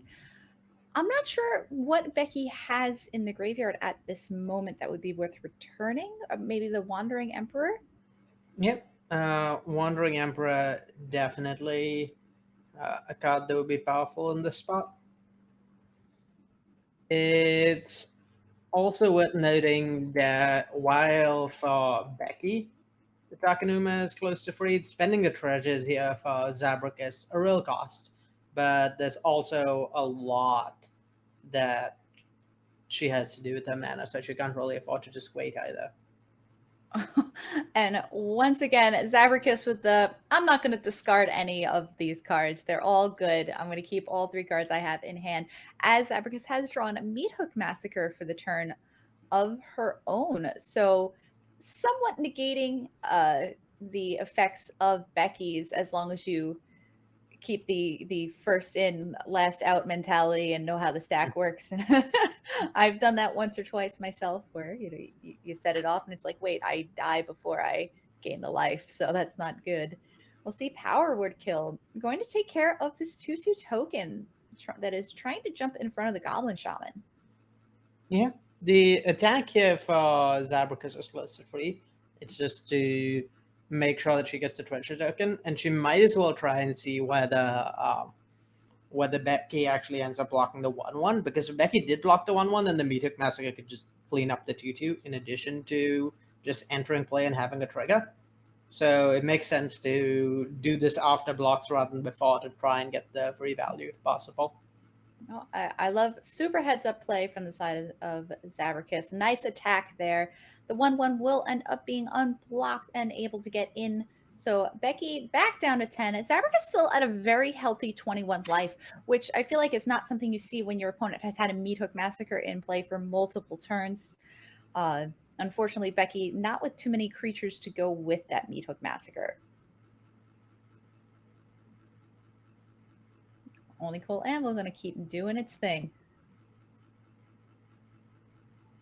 And interesting choice to opt to leave up the avoid casting the Meat Hook Massacre rather than running it out, recognizing that yes, the passive might represent more damage over the next turn or two, but what holding it up will allow something like a Mascot Exhibition of a Professor Symbology to actually be easily beatable for Zabracus, as opposed to pretty much impossible to beat. So strong heads up decision on her part. So we'll see on the side of Zabracus, only going to get him one of those 2 1/1 tokens, knowing about the Wandering Emperor, having it be face up in Beky's hand. So not really trying to be tricky here. It will make a 3/3 instead of a 2/2 because of that flipped wedding announcement. That is a wedding festivity. Nicole Anvil going to sacrifice the blocked 1/1. So it will make yet another 1/1, and Beky will fall down to 9, and the second unblocked token will get in, bringing Beky down to 8. Epicure going to follow that right up, and Beky will drop to 7. Now, this Meat Hook Massacre is almost lethal. It's getting there.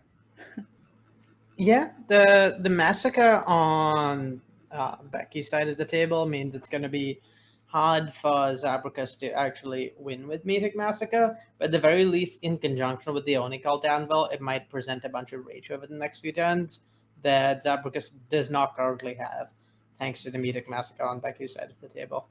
Yeah, we see Beky building up a good wall here, making another samurai token and having drawn Graveyard Trespasser, which is a more than formidable body than usual at a 4/4.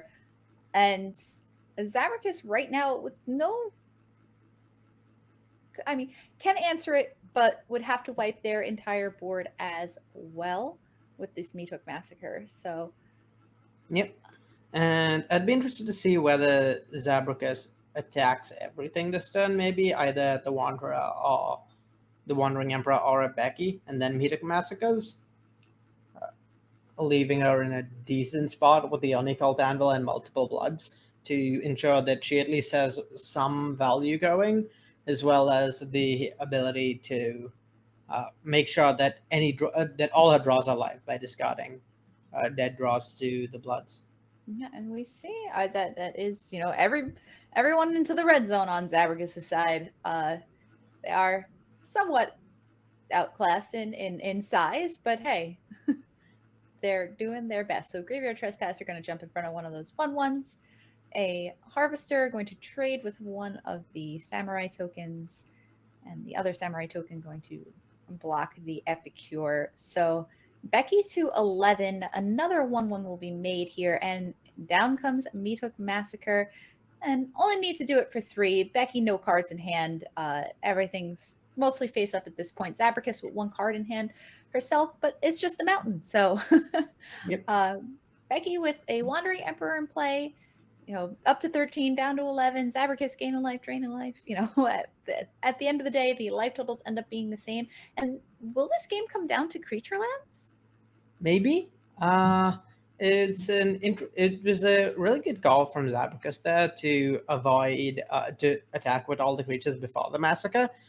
At first glance, it might seem like it somewhat hurt her because the creatures died before the Meathook Massacre triggers.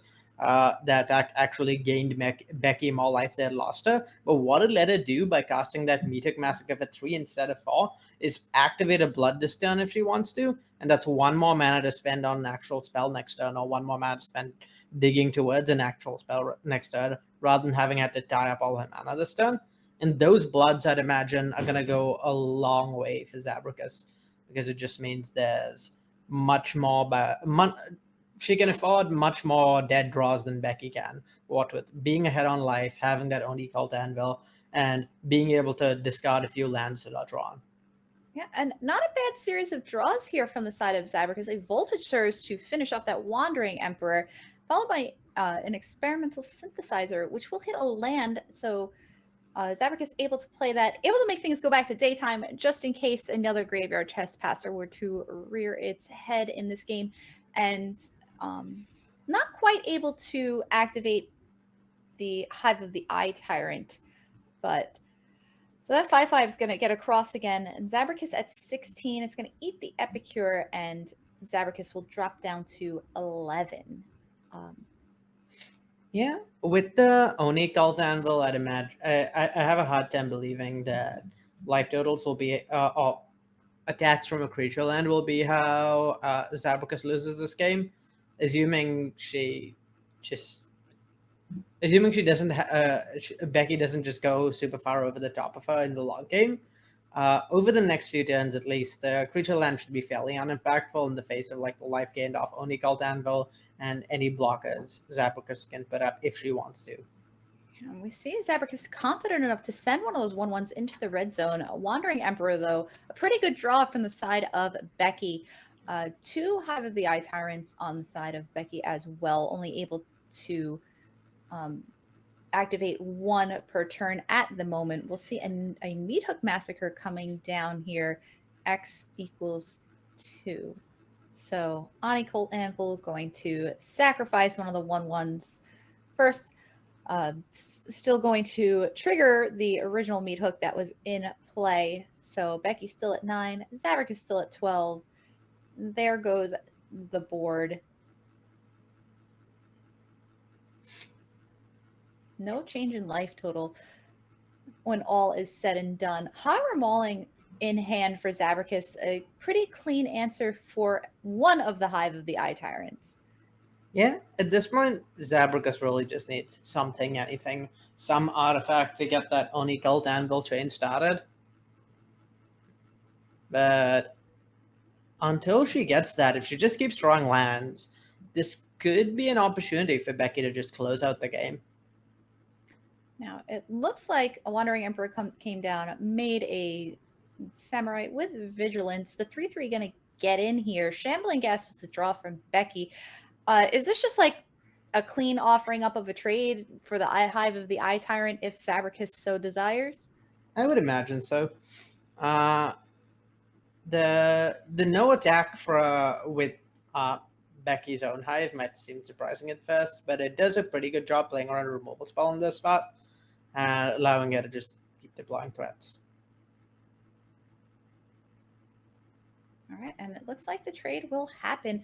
Zabracus floating a mana, but deciding not to Hoggermauling on Hoggermauling the Samurai, just kind of let things go here. And that's an interesting draw. Tainted Adversary. There's something that you want with 8 lands in play. It's something that you can kick, right? Yeah, Tainted Adversary, very scary here, I'd say. It's not doing anything immediately on its own. It's just 4 2/2s. And there's 2/2s can't block and can only attack once.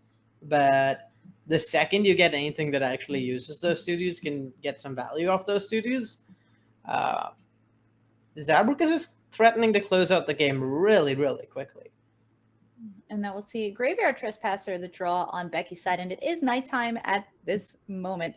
So Graveyard Trespasser will be actually coming down as Graveyard Glutton should Beky decide to cast it. Yep. It seems not unlikely that in a spot like this, we might be heading towards something of a board stall. There's a lot of power on Zabracus' side, but definitely not enough to threaten nearly lethal. That 4/5 blocks anything except the Hive of the Eye Tyrant on Beky's side. And Beky also can't afford to attack with too much because Zabracus might be able to chain removal spells to have lethal on the crackback. Yeah, it feels like both players kind of walking a very thin line right here. So afraid to overcommit to any one action, because with cards like Meathook Massacre and Nicole Anvil out on the battlefield, things can swing by really quick. I guess the one Meathook Massacre negating mostly the effects of the other makes things a little bit easier. But Beky going to just totally cash in the Wandering Emperor for another 3/3. What are your thoughts on that? It makes a lot of sense. I think one of the big ways Beky loses the game in this spot is just like 2 removal spells from Zabracus followed by attacks. So cashing in the Wandering Emperor, make sure that doesn't happen. So definitely seems worth it to me. And Becky's spot. Oh, I love the good heads-up plays by both of our players as Beky draws a Shambling Gas for turn. We see Zabracus still holding on to that Hoggermauling, hasn't seen fit to deploy it quite yet.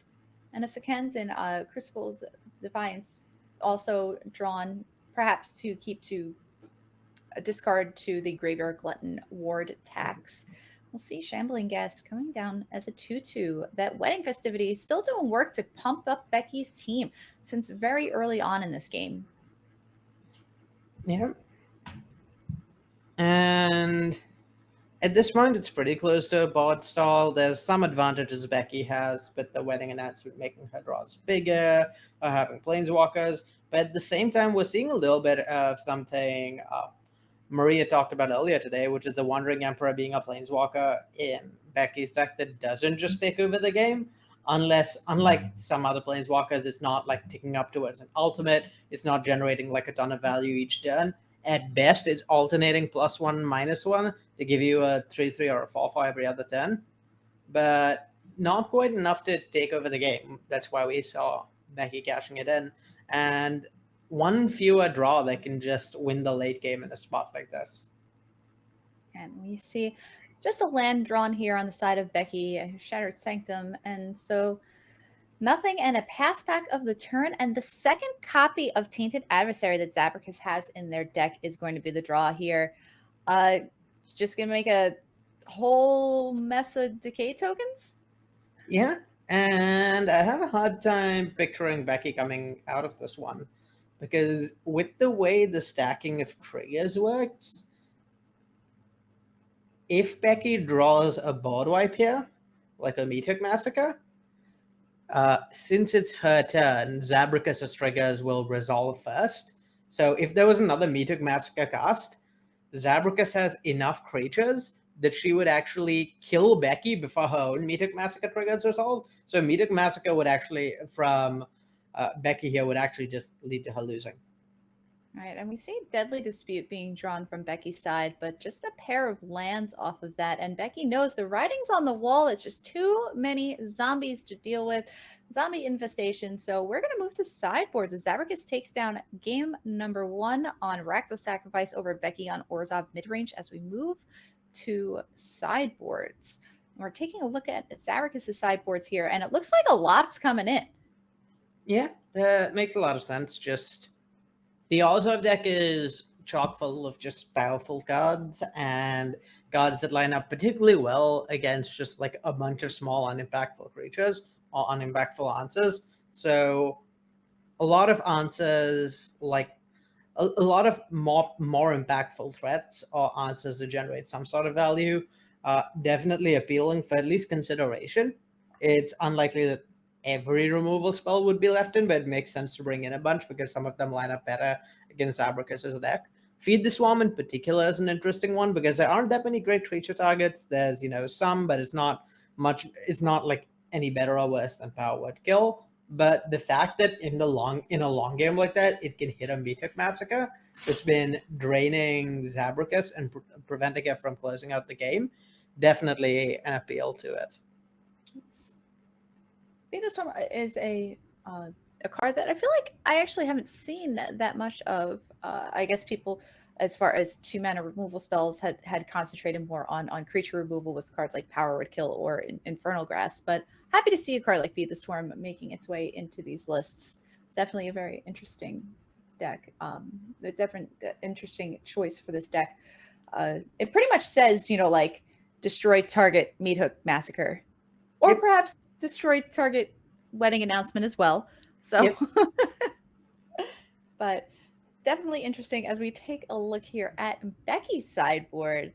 Do you have any insight here? I see the go blanks coming in. Is that to take care of the graveyard perhaps just as much as it is to take care of the hand? Yeah, particularly. It also becomes a really attrition-y matchup post board, like we saw, or even game 1. As we saw last game. So Go Blank just being a 2-for-1, preventing any recursion is quite good. The other thing is that with the blood tokens, basically any draw in Zabracus' deck is eventually going to be turned live. Like your 7th or 8th land in Zabracus' deck is not at all a dead draw, because eventually you're going to draw an Epicure or Blood Tide Harvester and loot that land away. So, or a Reflection of or a Fable of the Mirror Breaker to discard them to draw more cards. So with that in mind, Go Blank significantly more impactful into the late game against the red-black deck than there would be against most decks, because those extra cards are never going to be dead lands. They're always going to be cards that will at some point be either impactful or converted into other impactful cards. All right, and we're going to get right into it in game number 2. Again, we are watching from the side of Zabracus on Rakdos Sacrifice, and on the top of the screen, you'll see Beky Bell on Orzhov Midrange. Both players at 3-2 records in division number 6. Zabracus has been rocking and rolling with her testing team, though, here at the VML, with each of the members at a 3-2 record or better. Shambling Gas feeling a little frisky here. Gonna get in. Voldaren Epicure gonna snap block there, forcing the issue a little bit more for Beky. So Deadly Dispute going to make a treasure, draw a couple cards, and also make a treasure off that Shambling Gas, one of which will be cast in for an eye twitch. And a land drop and a Voldaren Epicure now wondering if they would like to get into the red zone. Looks like Blood Tithe Harvester are going to come down, and Voldaren Epicure will be getting in. So little back and forth kind of pokes here. Zabracus at 20, Beky at 18. Now, one of the things I did notice during sideboarding, Arya, was that Vanishing Burst, all 4 copies gone out. Beky wanted nothing to do with them. Do you have any opinion on that card post board? It answers Meat Hook Massacre, but as far as the 1-for-1 removal in this matchup, Yeah, it just lines up quite poorly against a lot of the best threats in Zabracus's deck. Like, sure, it hits Fable of the Mirror Breaker, which is important to hit, but to do that, you have to go down a card because Fable of the Mirror Breaker is going to make a token on entering the battlefield. It hits Tainted Adversary, you're going to go down a card on that. You're going to go down cards on that as well, and notably does not hit Oni Keltanvil, which is one of the bigger late game threats. So there's not a lot of things you can hit with it that let you stay even or go up on cards, which makes it a lot less appealing than it might otherwise be. well, that makes a lot of sense. And we see Power Word Kill going to take care of that Welcoming Vampire, and both of Zabracus's vampires going to get in the red zone here. Blood Tithe Harvester and Voldaren Epicure. So this is an attack for 4. iTwitch thinking about blocking and looks like would rather go for the trade than the chump. So Epicure and iTwitch both heading to the graveyard, but not before iTwitch does a little bit of learning, going to go to school, pick up a pest summoning, and pass in the turn. So a swamp, the draw and the play for Beky here. And Loath is a pretty good follow-up. So Yeah, not a bad card. Lalt seems to be likely one of the cards this matchup may end up revolving around post-pod. It's just so powerful. It's just like putting out multiple bodies. Each of those bodies is going to be at least 1 card. The spiders are all either trading for something or like being sacrificed to Deadly Dispute to draw cards. So definitely always getting your cards worth out of Lalt. And then on top of that, Lalt is just going to stick around and like draw cards and gain card advantage. It's going to be really hard to beat in the long game. Now, I'm guilty because I may have missed it, but Zabracus has 1 lone copy of Loath in the sideboard. Do you believe that comes in this matchup? I believe she did bring it in, yes. Feels pretty good in these Meat Hook Massacre matchups, as we see a Meat Hook Massacre in the hands of Beky Bell as she deploys a Pest Summoning, and both of those spiders going to get in with Menace, so Zabracus unable to block, but a Deadly Dispute on the end step to sacrifice one of those bloods, make a treasure, draw a couple cards, and we'll see Power Word Kill and Den of the Bugbear be the draws here, followed by a Grim Bounty.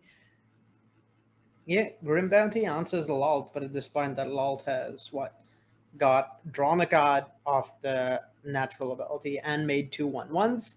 So it's trading like 2 3-for-1 against that Grim Bounty.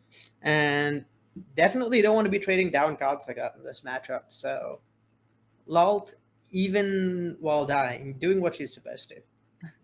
Yes, Loath definitely doing some work even after the short time on the battlefield. A very powerful Planeswalker indeed. We'll see Deadly Dispute trying to make up for a little more card advantage here, as Duress is one of the draws and will be the play here from Beky. So Deadly Dispute going to be cast before Beky gets to take a look at the hand, and just double lands off of the Deadly Dispute. So nothing new or spicy to take, just a Power Word Kill. So 3 lands and a Tainted Adversary left in hand for Zabracus. And it feels like even though Zabracus has the same amount of cards in hand as Beky, I feel like the advantage is in Beky's court at the moment. Yeah, particularly given that Beky both has the Meat Hook Massacre and is the one at a higher life total, it really puts Zabracus in an awkward spot where the red-black deck's not great at playing from behind, definitely worse than the black-white deck is. And there's an awful lot of pressure that's being applied here that can be backed up by a Meat Hook Massacre, which means in the long game, Beky is really far ahead because Zabracus not only needs to find a way to catch up, but also needs to make sure she just doesn't die to that Meat Hook Massacre. Right, and we see Feed the Swarm as, in the hand of Zabracus now, as they played a Fable of the Mirror Breaker. Definitely curious to see how long Zabracus plans on holding on to that Feed the Swarm for, as a second Meat Hook Massacre is drawn on the side of Beky, and both of those spiders getting back in We'll see if Zabracus not willing to trade, so falling down to 8 and another loaf on the side of Beky, and things are closing in quickly on Zabracus as we all know that Beky has double Meathook Massacre and Graveyard Trespasser in hand, which are all very good at draining life outside of combat. Experimental Synthesizer coming down again on the side of Zabracus, followed up by a Voldaren Epicure off of that, so able to do a damage and make a blood, but that's so many spiders. Yep. And something at this point I would not be surprised to see from Beky is actually a Meathook Massacre cast before combat and then another one after. So a Meathook Massacre with X0 cast before combat just to ensure you get the drain triggers off of attacking, and then another Meathook Massacre cast post-combat, ensuring that you wipe the board, and then that should be lethal for Beky. This is an attack here. The Goblin Shaman going to get in, just make a treasure token, it almost seems like, but Deadly Dispute going to be sacrificing the 1/1 that had jumped in front of it, so that 1/1 pest going to go away. Beky will gain a life, go to 15, draw a couple cards, Professor of Symbology, and hey, a third copy of Meathook Massacre, because why not? And Feed the Swarm going to take care of one of the 4 spiders. Another land on Beky's side. The 3 Menace 2/1's gonna get in the red zone. Let's see if Zabracus is going to block. Can only block 1. Yeah, and I would imagine this is lethal for Beky because you can just minus a lot post-combat, and that should provide exactly enough damage off the Meathook Massacre drain triggers.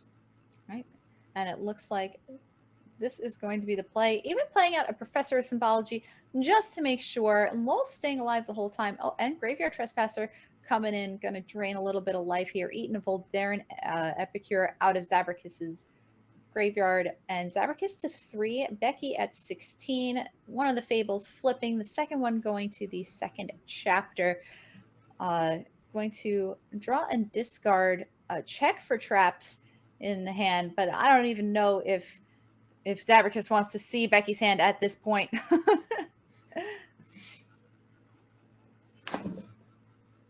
It looks like Beky looking to just end it here, playing a Meathook Massacre out. X equals 2, wiping a lot of the board, and Meathook Massacre triggers will take care of game number 2. So we've got 1 game apiece to each of our players.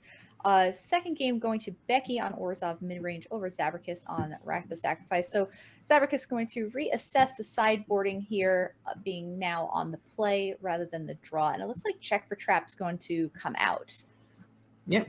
And Lolth really took over that game in a way kind of similar to what we were discussing, where in a matchup where, all creatures kind of turn into cards and your creatures are kind of interchangeable, a Planeswalker that puts up multiple creatures and draws cards on top of that, pretty good, it turns out.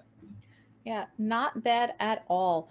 We'll take a little look here at any other changes Zabracus is looking to make. And you are correct. Zabracus did bring in the lone copy of Lolth as well as Sorin in this matchup. Yep. One thing to keep note of is this match has been going for a pretty long time. It's been a long match. Zabracus down to under 12 minutes on clock. So going to need to play quickly to make sure she can finish up this match in time. With smaller creatures, you would never think, like Eye Twitches and Shambling Gas and playing Voldaren Epicures and Blood Tithe Harvesters. These decks are very grindy. These decks can certainly drag out matches for sure. They've got a lot of grind. They've got a lot of play to them. So the clock is fortunately or unfortunately part of the game. So we'll see how our players both manage. As this has been an exceptionally grindy match from either side, we'll take a look here at Beky's sideboard. They're just kind of admiring it rather than that they want to make any changes. Yeah.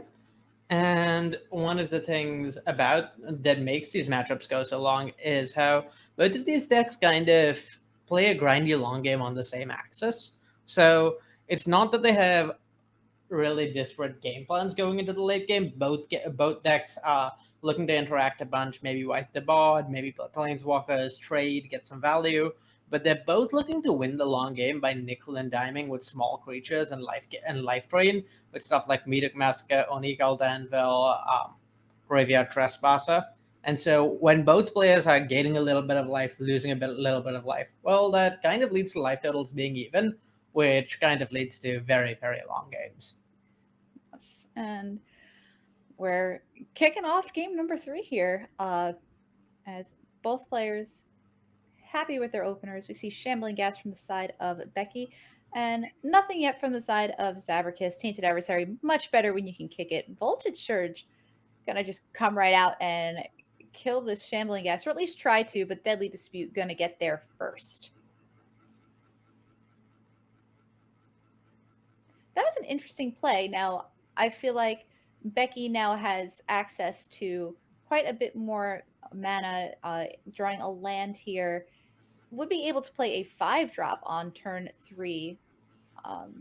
Yeah, one of the missing issues hands. with Surge in this matchup is how poorly it sometimes lines up against various small creatures from the black-white deck, particularly with Deadly Disputes. 1-for-1 removal that only hits small creatures, not at its best. And we'll see Zabracus agreeing with that opinion as the loot comes up from Fable of the Mirror Breaker. I'm going to get rid of a land and the second Voltage Surge in hand as Beky plays a second Professor of Symbology. The first one having fetched up a Mascot Exhibition. So really on that ramp plan, just wants to establish yourself onto the battlefield here. And, you know, a couple of 2-1s actually not that bad on a battlefield where Zabracus is going to value both the Blood Tithe Harvester and that 2/2 Goblin token as Reflection of Kiki-Jiki is transformed and comes down, and we will see that Tainted Adversary come down with no kicker, leaving up Deadly Dispute. Just a 2/3 Death Touch blocker. Yeah, Tainted Adversary is a 2/3 Death Touch is fine. You know, it attacks, it attacks, it blocks, it lines up well against these multiple Professors of Symbology, so it's not really going to be attacks from Beky. Notably, though, it comes down and is very good with Reflection of Kiki-Jiki. You can use Reflection of Kiki-Jiki to copy the Tainted Adversary, and each time you copy, they're going to be making more 2/2s that at some point will be able to attack. So definitely see the appeal of trying to get it down here, even if you're not immediately going to be able to get zombies with it. And interesting enough here, we see Beky with the ability to cash in the treasures and cast Mascot Exhibition, but it's going to go with Welcoming Vampire and have the option to either Iganjo or Wandering Emperor this turn. Yeah, that makes a lot of sense. Beky really wants to get value out of that Iganjo at the spot because the second one can't be played with the first one plays legendary. Also, leaving up the Wandering Emperor to actually be able to kill a Reflection of Kiki-Jiki, pretty important because that plus Tainted Adversary is going to take over the game eventually. Yeah, so as we see that copy of Tainted Adversary getting in for 3. So Beky at 15, Zabracus still at 20, but Wandering Emperor, like you said, coming down, going to make a Samurai, but Beky now with options, Duress in hand, a Graveyard Trespass to the draw here, Mascot Exhibition, I guess, will be an option again starting next turn. But, oh, Edgar. The solo copy of Edgar in Beky's list that I noted was absent from the Orzhov list earlier, played by Ruuchu. How's Edgar in this matchup? Edgar's pretty good, just as a thing that can't easily be removed. One thing that's really scary here for Beky is just the Wandering Emperor plus Welcoming Vampire, allowing Beky to draw a bunch of cards. And one of the things Edgar does here is just give Welcoming Vampire an extra point of toughness, which is kind of annoying. That is true. Yeah, Edgar pumping up the Welcoming Vampire, and also if Edgar ever dies, able to make a whole mess of tokens and drawing cards off of Welcoming Vampire. So Deadly Dispute going to take care of the copy of Tainted Adversary since it was blocked and bound to die anyway. Nicole Anvil going to take care of the other blocked creature, and both of those zombies going to fall victim to the Decayed trigger. Beky to 10, a second Nicole Anvil. Now, they work in double Nicole Anvil can do some work real quick on life totals. Yeah, non-trivial amount of drain being represented over the next few turns. So, interested to see how that ends up working out for Zabracus. Clearly opting to go for a more aggressive route rather than trying to keep up with the card advantage of Wandering Emperor plus Welcoming Vampire. Notably, Beky opted not to remove this reflection of Kiki-Jiki, and that's got a lot of value for Zabracus over the last few turns. It's allowed it to apply a lot of pressure.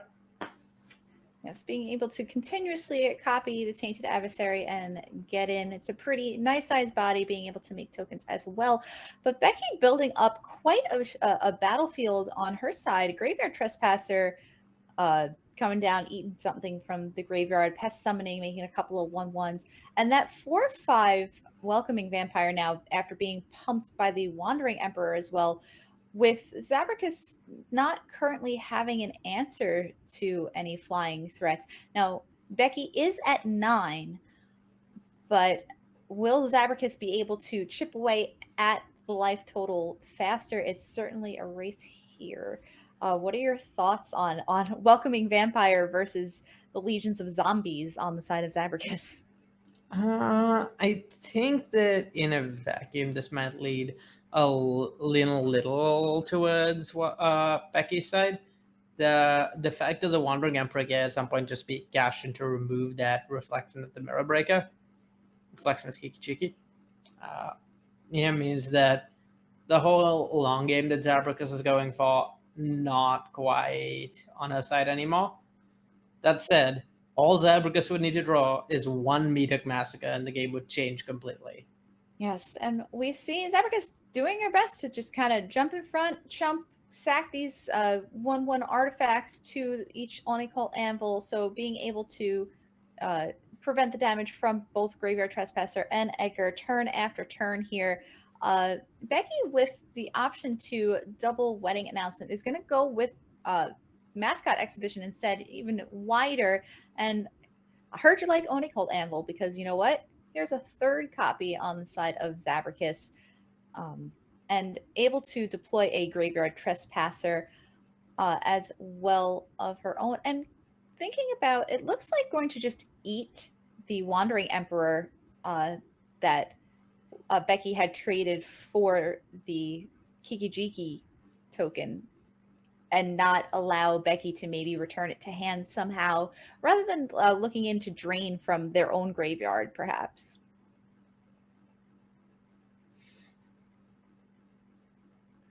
And good heads-up attack from Zabracus here.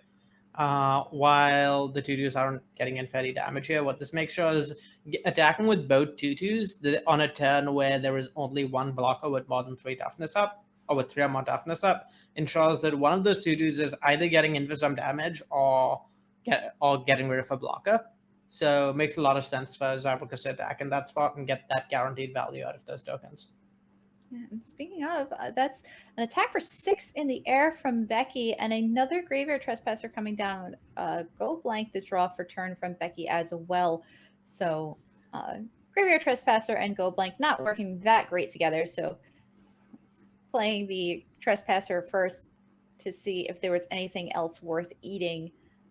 Go blank gonna nab that Tainted Adversary, and everything gonna head to exile as Nicole Anvil number 2 and number 3 are going to go to work here. So draining and gaining, but just the Haunted Ridge, the draw for turn. And we've got both players at about 5 minutes on their clocks here. So super grindy game. And we'll see how this ends up working out. Nicole Anvil triggering a whole bunch, going to make 3 more 1/1 tokens. Zabracus with both Den of the Bugbear and Hive of the Eye Tyrant back. on defense. But Beky looks like she's going a little too wide for Zabracus to handle here.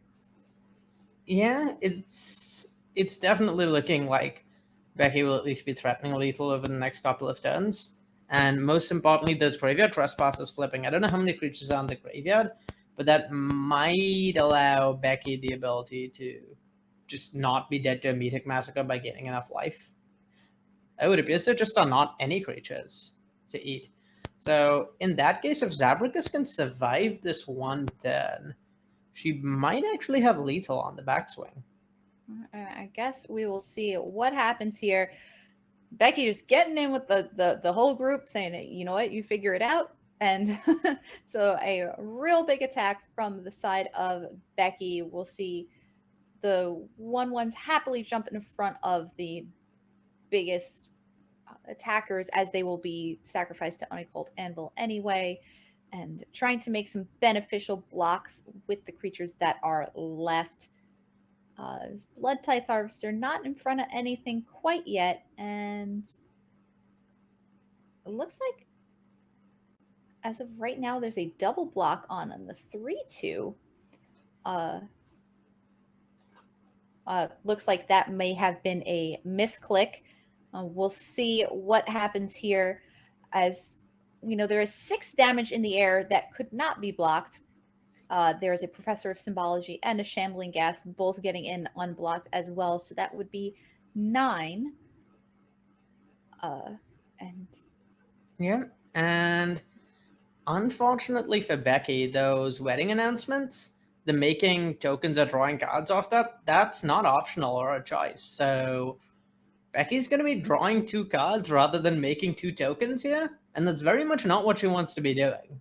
She wants to be drawing cards to hopefully, she wants to be making tokens to at least block what Zabracus has on board, and drawing cards off that, which she's forced to do, means Zabracus might have a chance at having lethal depending on what she draws.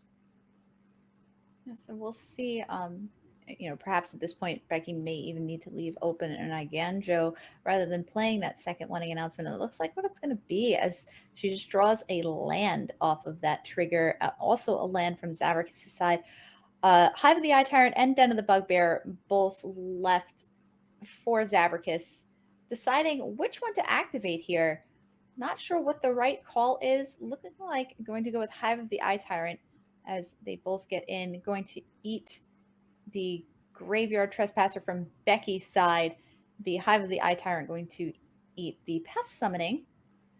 Yeah, and were it not for the Iganjo, this would have actually been lethal.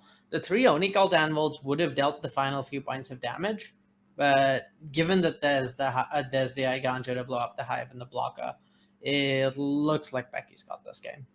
All right, we'll see. I Twitch and go to learn. Gonna grab another Pest Summoning. Unoccult Anvil going to sacrifice itself. But Beky is at 4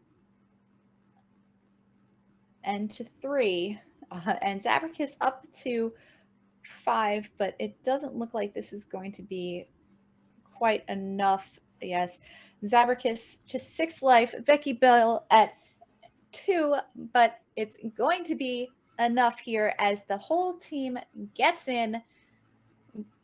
Graveyard Glutton going to do a little bit of eating from the graveyard, and Beky going to take this grindy matchup down 2-1 on Orzhov Midrange over Zabracus on Rakdos Sacrifice. And what a matchup! That was quite a roller coaster. Both players played extremely well, and very well piloted decks. Like, they did great.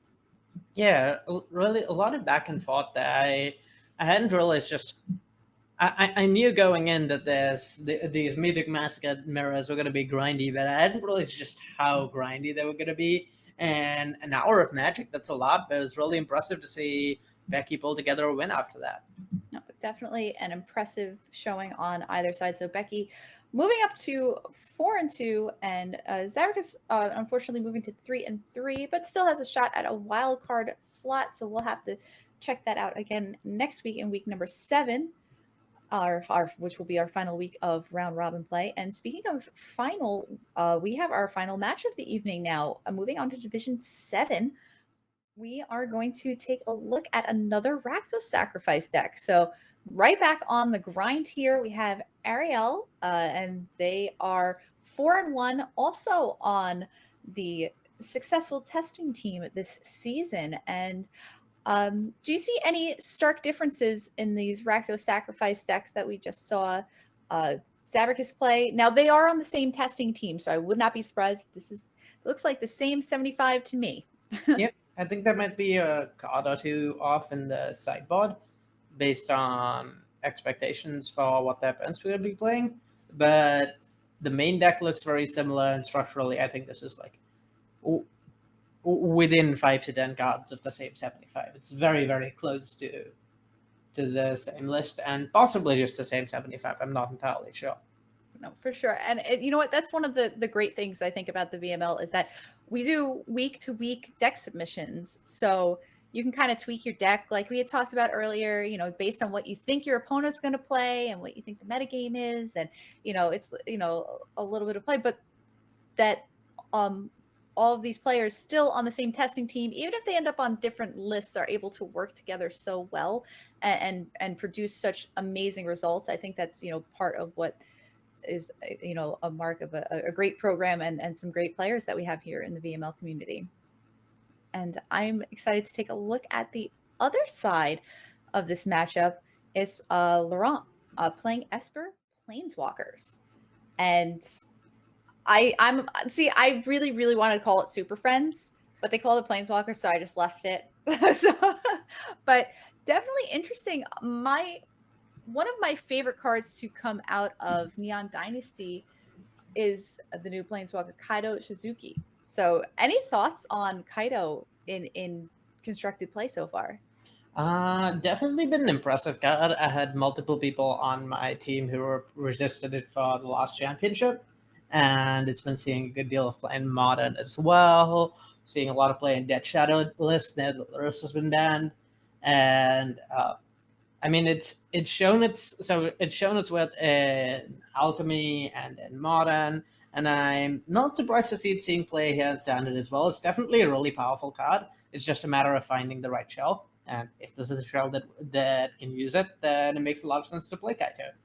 Yeah, actually, it seems like it is the thing that inspired this deck to go from Orzhov to Esper, as it's just that, and a few disdainful strokes in the sideboard. So cannot wait to see these two decks in action as we move on to, again, our final match of the evening, Division number 7. We have Laurent at 4-2 on Esper Planeswalkers versus Ariel, who's 4-1 on Rakdos Sacrifice. So let's head down to the feature match area, take a look at what our players have for us. And two definitely very differing opening hands, as we see Laurent happy with their 7, 5 lands, a Doomscar, and a Loath Spider Queen. And we are watching from the side of Ariel, who kept 3 lands, double Blood Tithe Harvester, a Tainted Adversary, and Experimental Synthesizer, drawing a Fable of the Mirror Breaker for turn. So we see turn 1, Den of the Bugbear, and obviously not playing the Synthesizer quite yet. Not that good on turn 1. So, but a Meathook Massacre, the follow-up draw, as Laurent does foretell that Doomscar, and probably sends out a big red flag to Ariel to be like, hey, you see all those creatures in your hand, maybe you should space them out, right? I don't believe there's other foretell cards in Laurent's deck, so the Doomscar very much foretold like the name of the mechanic implies, and Ariel can play with that knowledge, knowing that there's a board wipe coming. Yes, there is in fact no other in the 75. It is the only foretell card, and eventually you have to commit something to it. So, you know, we see this Blood Tithe Harvester getting in, but Ariel with a second copy of Fable of the Mirror Breaker as well, but no fourth land at the moment for Ariel. Yeah, and I'd imagine we see a Fable here, and this puts Laurent in a tough spot, because it's definitely not ideal to just be getting like a 1.5 for 1 with Doomscar. Yes, trading with 2 creatures, but there's a Blood, there's a Fable of the Mirror Breaker left. But that said, there's the mana that's going to be generated off this token is non-trivial, so they're kind of incentivized to deal with it sooner rather than later.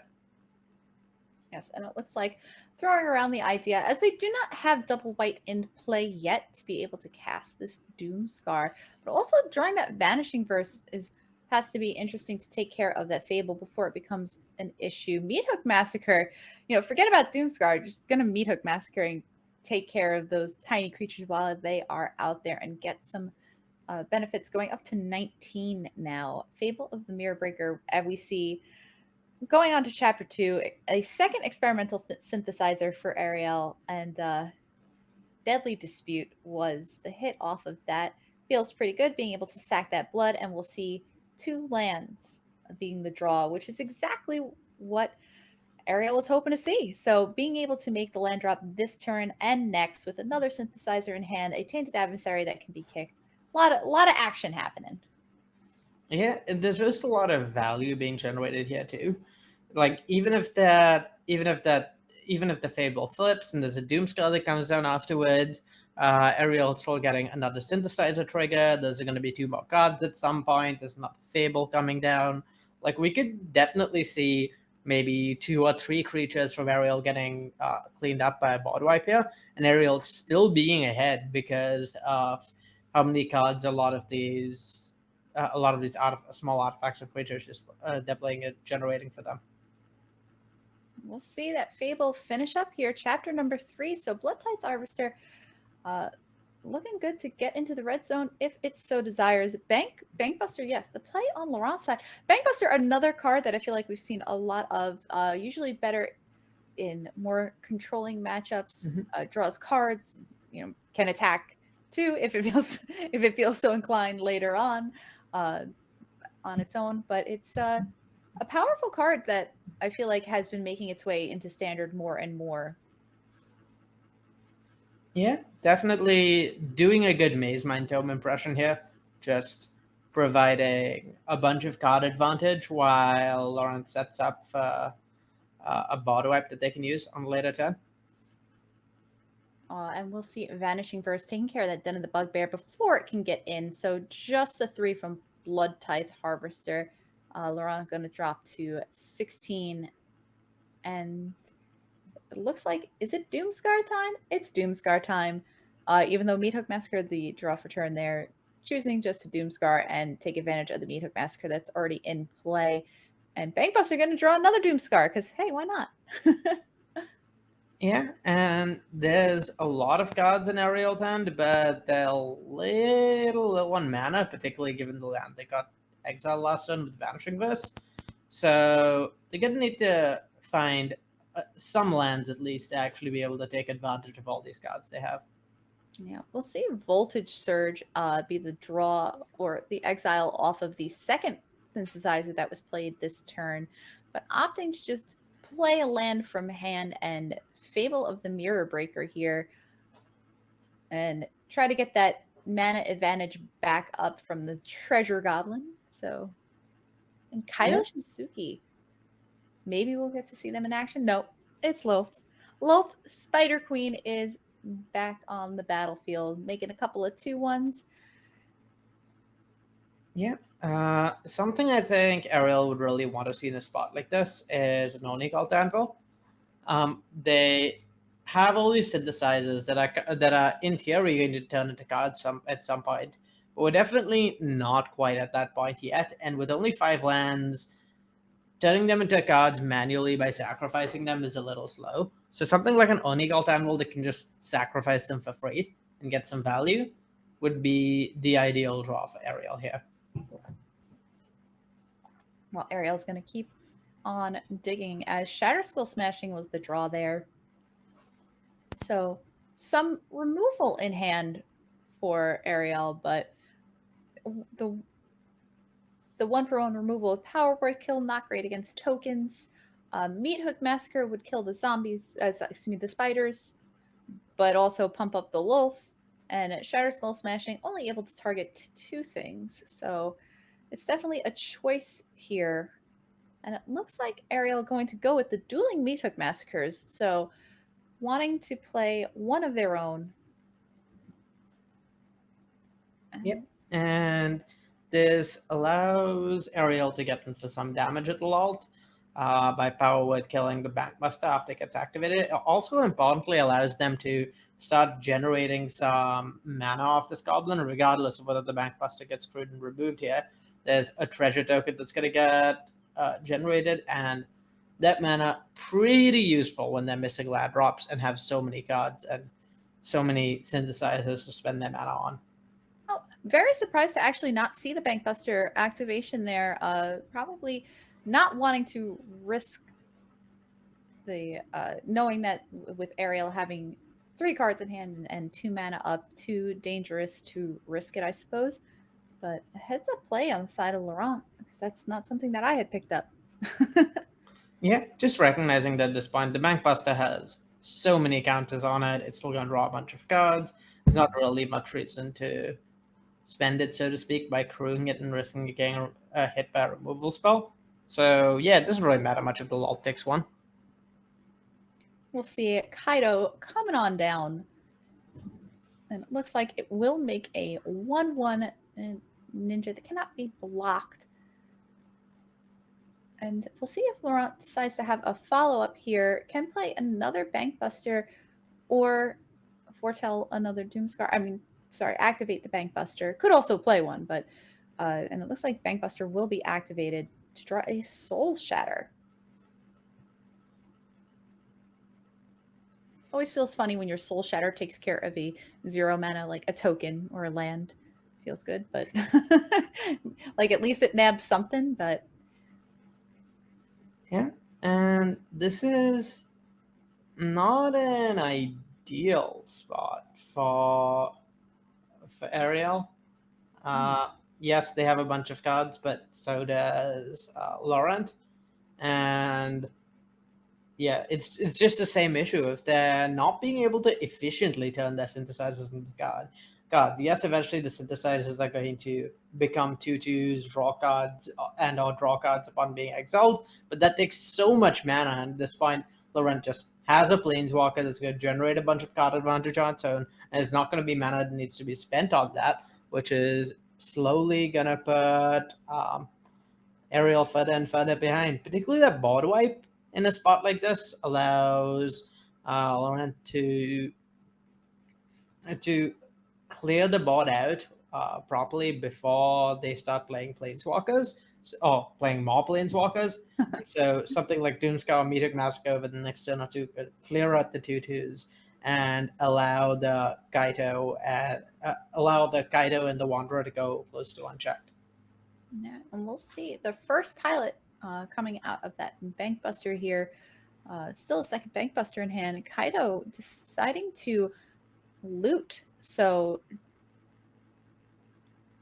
Bankbuster drawing a land and Kaido drawing a Vanishing Verse. And it looks like the Soul Shatter is what may hit the graveyard here. And that will be the choice to go away. So I don't know. You know, like Laurent having the 6 cards in hand and watching the answer for Reflection of Kiki-Jiki go to the bin probably doesn't make me feel too confident if I was Ariel. Yeah, there's not the Soul Shatter getting discarded means there's like 4 or 5 spells in hand, and there's not very many combinations of 4 or 5 spells that are not really good in this spot for the Orzhov deck. The Orzhov, part of what makes the Orzhov deck so strong is that in matchups like this, it's all gas. There's just a bunch of value being generated off of basically everything in the deck. But we will see the one of Soken's and Crucible of Defiance being drawn on the side of Ariel here. So this may be enough to take care of that Kaido at some cost to Ariel. Yeah, The power word kill will prevent the Reckoner Bankbuster from, say, eating the reflection of Geeky Jeeky, but it also does notably mean spending a turn without activating the reflection, which is one fewer turn worth of guard advantage that Ariel would be getting, which they solely need in a spot like this. Yes, and it looks like first the Bankbuster will be activated. One of the two Bankbusters is activated to draw an Amaria's Call, and not even going to bother. The Kaido is going to die anyway, so why risk any one of the other good cards that Laurent has in hand? Vanishing Verse going to come down on Ariel's Meat Hook Massacre. So the Massacres have become one-sided once again, just on the side of Laurent, with a power word kill and a Tainted Adversary on the side of Ariel, who's racking up a good artifact collection there. And like you said, hoping to see an Nicole Anvil at some point in this game, I'm sure. Yeah, though honestly, at this point, even an anvil may not be enough. There's just so much more mana for Laurent than there is for Ariel, and the Medoc Massacres mean there's very little reach for Ariel. The draining is going to be one-sided thanks to Ariel's Medoc Massacre being Vanishing Burst, and the board wipes and Planeswalkers and Amaria's Call ultimately all just significantly more powerful than anything Ariel is doing. Yeah, we see that Bankbuster confident enough just getting across, getting the red zone, attacking for 4. So Ariel to 16, Laurent's still at 15. And a second Meat Hook Massacre going to come down here to try and take care of Ariel's whole board and the pilot from Laurent's side, but more importantly, Ariel's whole board. So... And a Wandering Emperor still up on the side of Laurent. So with mana available, plenty of choices, and we see that Nicole Anvil. But the question is, at this point, is it going to be too little too late? Yeah, it's hard to say at this point. Ariel's at the point where they actually need the 2/2 enough that they can't even afford to sacrifice the synthesizers to the anvil. We're just going to put them further behind over the next few turns as they struggle to keep up with the Planeswalkers. It's not impossible for the Rakdos deck to dig itself out of a situation like this, but it's definitely going to be an uphill battle. Right, and we do see, again, quite a few choices in the hand of Laurent, including attacking Numa, the Abandoned Mire, which can go in and fetch out one of the Planeswalkers that they have lost during this game so far, including a Lolth or a Kaido. Yeah, I wouldn't be surprised to see either the Takenuma, well, really any of the options. Takenuma, Wandering Emperor, Activate Bankbuster all make sense here. They're all just different ways of working towards trying to take over the game from the spot. You're super far ahead on both mana and cards. You said the Standard has turned out to be quite a grindy format, it seems. A lot of these like mid-rangey grindy cards like Meat Hook Massacre, Wandering Emperor, Nicole Anvil, Bankbuster. These are just a lot of cards with a lot of play to them and making some difficult decisions. As we see Laurent ending up going with Wandering Emperor, making a couple of Samurai, power word kill, going to try to take care of one of them in response to the Amaria's Call, but in response to that, Bankbuster will be crude. Yep, and one of the things this deck has, one of the reasons this matchups like this get so grindy is when both decks, again, go along on the same axis and don't really have any other way of closing out the game. Like, funnily enough, we saw like this combo control deck, which is the most late game deck of the format in Jeskai Goldspan. And the matches for that deck went remarkably quickly. Yes. They were over fairly quick because win or lose, the deck does it with the combo and has a way of going over the top that if it gets to, it wins, and otherwise it doesn't win the long game. But decks like these that are just reliant on grindy incremental value are really hard to both win with and win against in the long game, because there's just so much back and forth and so much little bits of advantage that allow both decks to stay in the game. Yeah, and we see both players trying to capitalize on that. As we see first, the blood token going to loot away the Takenuma of Ariel. So Ariel choosing not to like activate that, drawing a voltage surge, which could answer this Wandering Emperor, but there is a second Wandering Emperor in Laurent's hand. It looks like it's going to take care of an angel instead. Yeah, and I think Voltage Surge is the best draw in Ariel's deck, and that's what something that takes care of one of the angels, and also the Wandering Emperor is kind of perfect. Ah. Unfortunately, that second angel plus Meteor Massacre going down to 6 against Massacre and starting to fall further and further behind. Not ideal for Ariel, though. We could see the Oni Cult Anvil possibly do enough to stabilize through that. It's hard to say. At this point, if we see the board get wiped by Laurent and then maybe the Wandering Emperor come down, it would be interesting to see whether the Oni Cult Anvil plus Synthesizers may actually be enough to keep up with that. We will see. Ariel at 10, but it's not, like you said, there are ways that the Rakdos sacrifice can grind out a win here. See, Sanctum, the draw on Laurent's side, still with Wandering Emperor and Doomscar in hand, as well as a Takenuma Abandoned Mire. So the 4/4 Angel gonna get in. So Ariel down to 6. And we got to remember, Laurent also has that Meathook Massacre in play. So while Ariel does not. Yeah. And there's all these cards, and then there's the board wipe, there's a Wandering Emperor. There's also just a Bank Buster with 2 cards with 2 counters on. So that's another 2 cards that Laurent is gonna have access to eventually. Yes, and we see the active Onical Anvil being able to draw Voltage Surge again that turn can take care of that 4/4 Angel.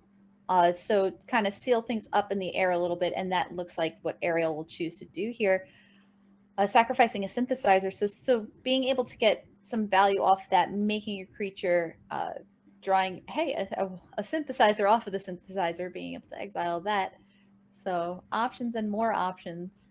It looks like the 4th Synthesizer in Ariel's deck will hit the battlefield, revealing another Onicolt Anvil. Yeah, and chaining Synthesizers and Anvils, one of the things that's going to let Ariel remain in the game. At this point, they've got an amount of drain that almost keeps up with the Meathook Massacre, so at least they're not in much danger of dying to it. And after the board presumably gets wiped, those double Anvils plus double Synthesizer might actually give them enough card advantage to build up a board presence again afterwards. Yeah, and I mean, we have seen there are 3 Doomscars in Laurent's list. So, and only the 2 Meathook Massacres. So we are waiting to see what else may come down on the side of Laurent to kind of help them out here, keep the battlefield clean. And I believe they just hit a Loth off of that Takenuma Abandoned Mire, and it looks like that was the case. So Loth added to hand here. It's a pretty good follow-up after a Doomscar. Yeah, and with that Loth, I believe with a few points. Yeah, no, there was still mana off of Laurent being able to play the Loth and then activate crew the Bankbusters, I believe. Yeah, it looks like there was a Hive no, the Tyrant hiding in the leftmost thing that the the client did not want to tap the Hive. Well, in that case, there's one turn really for Ariel to find something to prevent them from dying, and if they do not, then Laurent might have this one. Because even with just taking 4 here, dropping down to 3, a land's not gonna do it. So gonna have to go digging on the side of Ariel, and looking like going to sacrifice making the 2 1/1s and the 2/2 off of the Synthesizer trigger, but needing to play the Haunted Ridge rather than this leaves 3 Menace attacking creatures on the side of Laurent. So Yeah, it's 3 menace creatures, but Ariel can sacrifice the 2/1/1s to the Oni Cult Anvils to stay exactly alive, I believe. Though it's possible that the plus from the Wandering Emperor represents lethal in this spot. it Putting a may. counter on one of the unblocked 2/1s gets in for 5 damage, which is exactly enough to have lethal through the 2 Oni Cult Anvil sacrifices. Yes, we'll see. Just the blocks on the Hive of the Eye Tyrant with the 2/1/1s. And Wandering Emperor coming on down. Going to, like you just said, plus up on one of those menace spiders. And Ariel says, well, there's nothing I can do about that. So we're going to have to move on to game number 2 at this point. We're not going to take down game number 1 on Esper Planeswalkers. And let's take a look at these sideboards here. We're looking at the side of Ariel on Rakdos Sacrifice. What do you think they are thinking at this point? As I see Meat Hook Massacres coming out, at least a couple of them. Yeah. Laurent's deck is much more controlling than Beky's deck were. Both have a similar black-white shell, but there's these planeswalkers and not as many creatures. So while Meat Hook Massacre's passive has some appeal, the fact that the actual enters a battlefield ability that's close to nothing means it makes a lot of sense to take them out. We'll see that Ariel does agree. We'll see Phoebe the mirror blinking thing. Now, Blood Fountain is a card I feel like I've seen and I saw in the first iterations of this deck, but then I saw it kind of fall off in popularity. And I see that Ariel's held on to one copy of it. And it was moved to the sideboard. But what are your thoughts on that card? Yeah, it makes sense to see one-off as just like a last thing holding the deck together. It makes 2 artifacts to sacrifice. It can get creatures back and grind the late game. It also is clunky in some games. Is not something you can activate in a reasonable time frame. So it makes sense that there's maybe one vestigial copy left, but not a card decks gravitate towards playing a lot of just because it's not something you can use well enough at the time. And certainly makes sense. And I'm going to take a quick look here at the graveyard and see, hey, what was my opponent playing here on the, Laurent wants to take a quick look before they decide exactly how they want to sideboard. Looks like shaving a Doomscar, leaving 1 in the main, 2 in the main, and adding 1 to the one that had been in the sideboard. Same stroke staying put, as is Duress and Ray of Enfeeblement. But bringing in the Henrika Domnathi, a card that I feel like, again, was in a lot of earlier iterations of decks, but then kind of like fell off in popularity. But I've seen resurgence, and I've seen it in some sideboards as well. And we're seeing it here today in Laurent's sideboard. Do you have what are your feelings on Henrika in these like more controlly like Esper Planeswalker shells? So I can't say I've played a lot of Henrika personally, but I definitely know some of my teammates in testing for Neon Dynasty Championship were really high on the card, and does a great job just like aligning up well against decks like this as a threat that sometimes there won't be much removal for post-board, that also just does a really good job racing. One of the issues for controlling decks with is just the amount of reach it provides, and Henrika makes that not matter as much anymore. Yeah, and we'll see. Here, Ariel is off to the races, slamming a Bloodtithe Harvester on turn 2, Voldaren Epicure on turn 3, but unfortunately only having 1 red source, so only able to play the Epicure itself. As we're putting down a Graveyard Trespasser onto the battlefield to hopefully slow things down from Ariel here on out. And Graveyard Trespasser normally does a pretty good job with that. Yep, Trespasser does an excellent job both just being a blocker and also being a blocker that isn't easy to get through. Ariel can't really afford to just spend a removal spell on it, because not only do they have to find a removal spell first, it's also going down 2 cards, which is really not something you want to do against one of the less impactful cards out of this deck.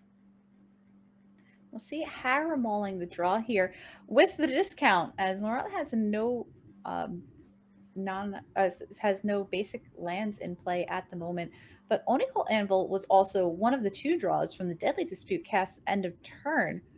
That Hogger Mauling representing a 4th land drop, but still not a red source.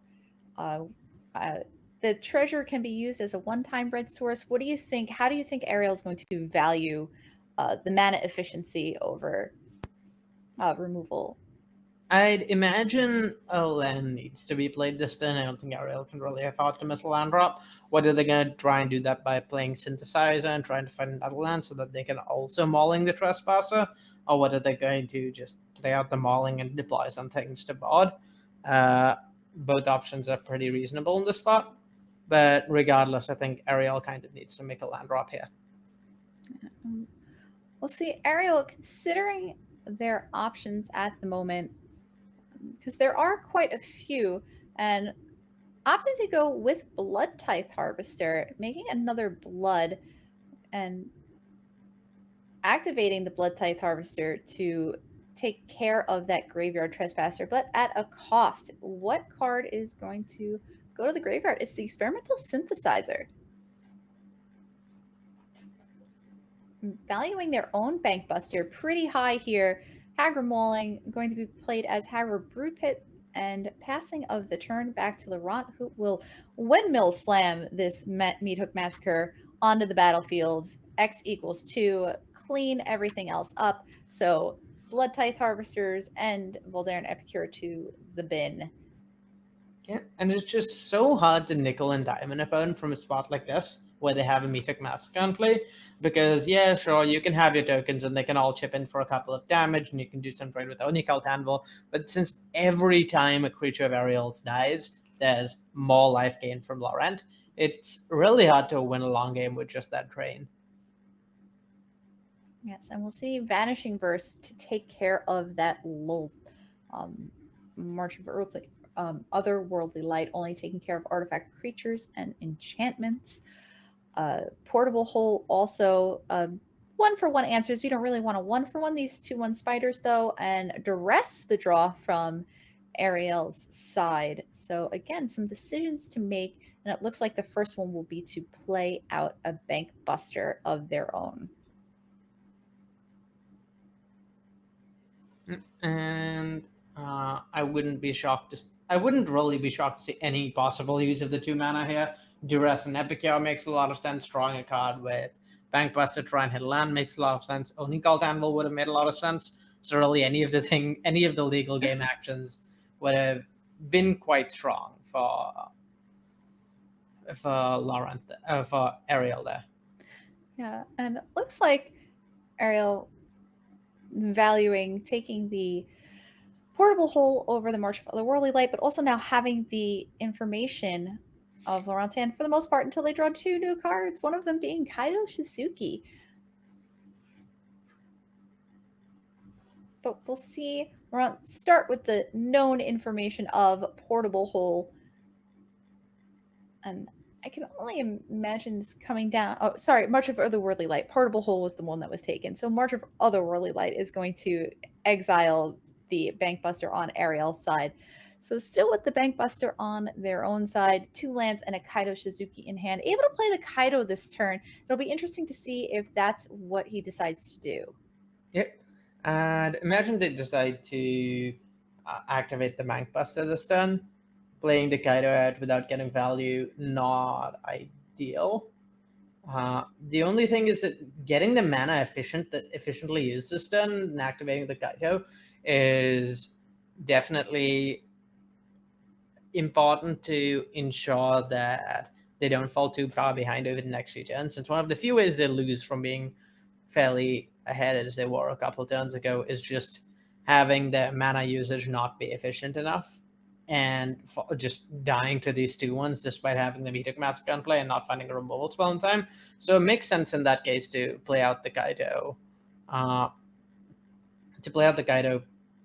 on their turn rather than activating the Bankbuster, just to ensure that they're going to look at a sheer number of cards that allow them to hopefully find answers for this 2/1.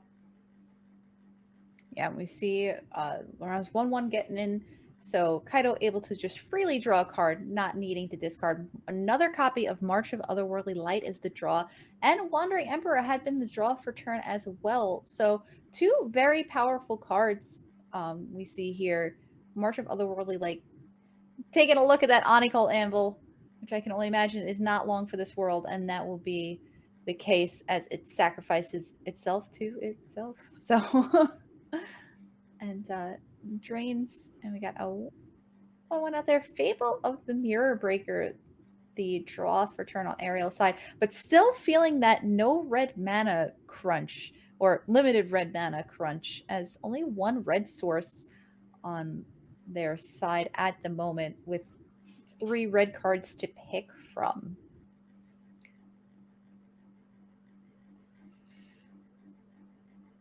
Oh. And getting rid of Kaido here makes a lot of sense. That going for like close to exactly lethal line with the only cooldown will being got in the Mythic Massacre in play seems not ideal. It seems unlikely to work out in the long run. But this ensures that at least there's one fewer Planeswalker generating card advantage in play. And Ariel's life total is fairly high, so they don't need to worry about a lot of damage over the next turn or two. Oh, I love that play. It's super intuitive. Recognizing perhaps that this game is going to just keep going after the next couple of turns and will probably not be over next turn by any means. Reckoner Bankbuster going to be activated here. Vanishing versus the draw. Yep. And Fable of the Mirror Breaker is a pretty juicy target for Vanishing. Yeah, despite essentially being for a 2-for-1, I think this is probably one of the better draws in this spot. Just clearing the, getting rid of the Fable of the Mirror Breaker, top priority here, since that's going to be a card that will take over the game if not dealt with sooner or later. So even if you're getting 2-for-1, even if it's already getting a 2-2, still absolutely worth trying to get rid of the Fable of the Mirror Breaker. Yes, and we'll see Ariel recognizing that the situation may be getting a little more dire, so going to loot away that Voldaren Epicure, drawing a land and then a Voltage Surge. So being able to finally get a second red source, Experimental Synthesizer, usually not a bad place to start off your turn. First going to attack, though, of course. So that 2-2 Goblin going to make a Treasure, the 1-1 artifact getting in, and a 2-1 Menace Spider. So guaranteeing at least a little bit of damage here, as Laurent will take the trades with the 1-1 and the 2-2, but the 2-1 Spider going to get in.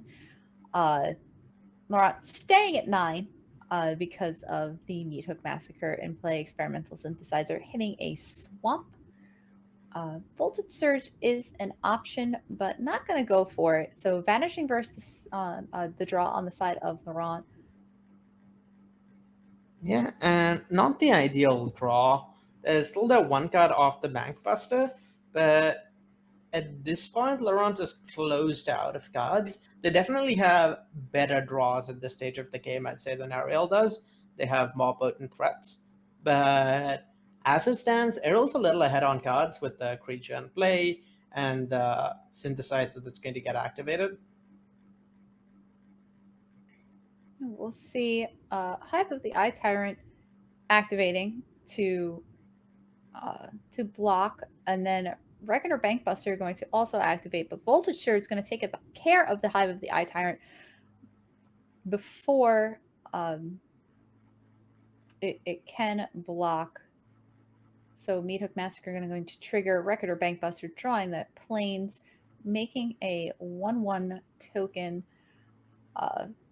The black was floated before the Hive died, so still with the option of casting Vanishing Verse on the Spider, but just gonna take the 2, dropping down a 7, and just a land and a pass of the turn from Ariel, leaving that Experimental Synthesizer in play as it is. Wandering Emperor, though, that's quite a draw. And that's exactly the sort of potent threats we were talking about in the Esper deck, where, yeah, there's all these 1-1s and 3-2s and like small creatures that the red-black deck can draw and try and nickel and dime their way to victory from here. But the Esper deck's just got like a bunch of powerful top-end Planeswalkers and a bunch of card draw spells and the Reckoner Bankbusters. That's going to be pretty hard for the red-black deck to beat in top deck mode. All right, and we see Blood Tithe Harvester here making a blood, able to allow Ariel to get rid of that swamp in hand, and Deadly Dispute is the draw here, which is not a bad draw. The double Vanishing Verse in hand, while not the worst draw, can't answer exactly everything on Ariel's side at the moment. We see Bankbuster going to get in 4/4. Wandering Emperor going to make another 2/2, just cash it in, and Voltage Surge the draw for turn here. Yep. And some real strong aggressive play from Laurent here, recognizing that, yeah, sure, their life total's low, but at this point, better to make sure that Ariel's life total is also low so that they can start getting to a position where Ariel can't afford to break too many trades because of the Meathook Massacre. So, yeah, definitely really strong play from them, I think, by being aggressive here despite being behind on life totals. Yeah, and we see, so now both players at 9 with Laurent with the Meathook Massacre in play. And Ariel happy to also get in the red zone, going to take that Blood Tithe Harvester trade. And we could see Laurent playing around with the Vanishing Verses in hand. Now, he does have 2.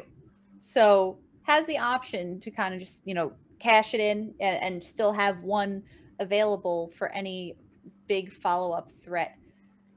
The question is, will he decide to deploy it? And it looks like the answer is no.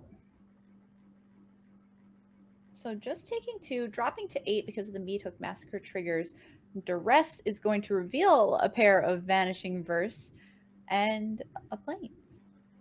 Yep, and this is a little of what we talked about when we saw Beky actually taking out the Vanishing Verses against Zabracus. Is definitely a little clunky that the Vanishing Verses just don't have that many great targets in this deck. Like, they can't kill the Onicult Anvils, and a lot of the other targets are smaller, and you're trading either level or down on mana against, which is really not what you want to be doing with your removal spells.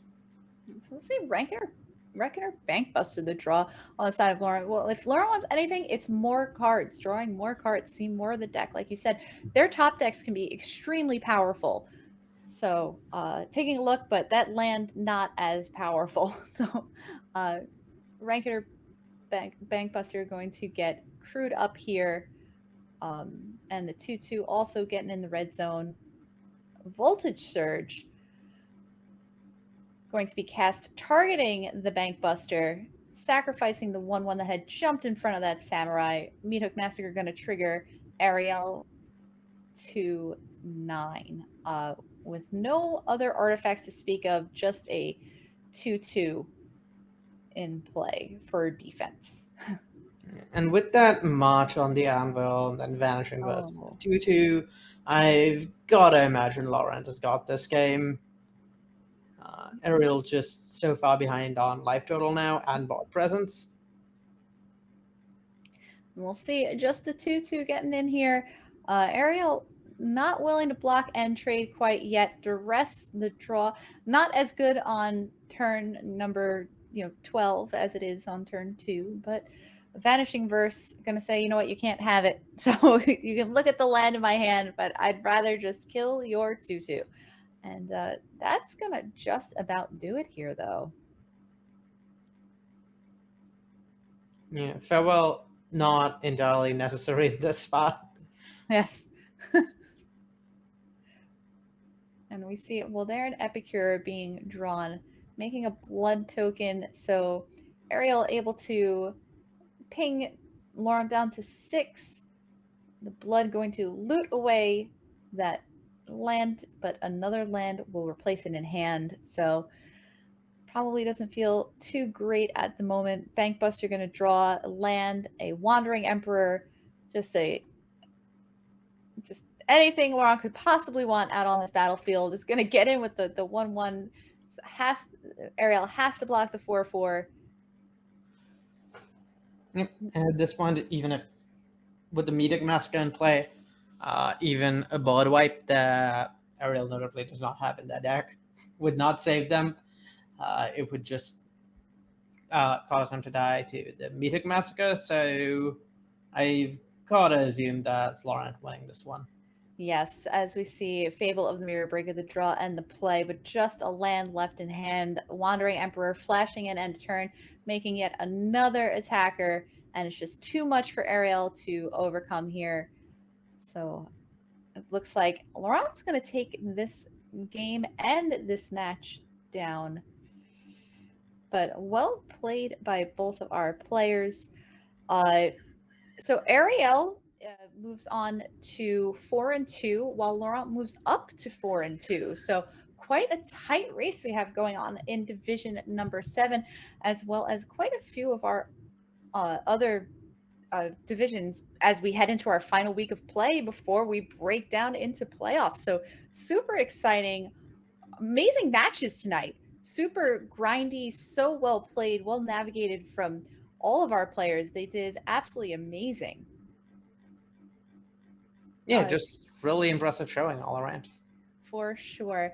And speaking of impressive showing, Arya, thank you so much for joining me tonight. A big thank you again to Maria Bartholdi for joining us earlier this evening. It was truly a pleasure to be able to cast with you both tonight. A big thank you to all of our sponsors, NRG Series, Wizards of the Coast, and Good Luck High Five.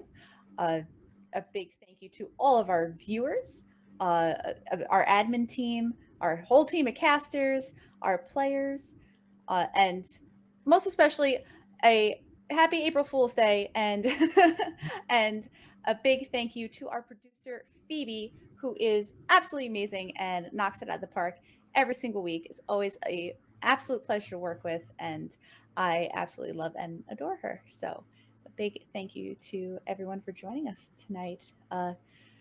Again, Arya, where can people find you on the interwebs? I'm Hawkbug_98 on Twitter, on Twitch, where I stream a bunch, and pretty much anywhere else. Oh, and I write weekly strategy pieces over at channelfireball.com. And you have to read them; they're really good. Yeah, thank you so much for casting with me tonight. Casting with you is always a pleasure, and you make it so easy. You are always a pleasure. Thank you so much. And I look forward to doing this again. I know we're not on next week, but we will be here next week, 9 p.m. Eastern, 6 p.m. Pacific, twitch.tv/VMLMTG. Follow us here. Follow us on Twitter, VMLMTG, for all of your awesome VML updates. And we'll see you all soon. Have a wonderful night.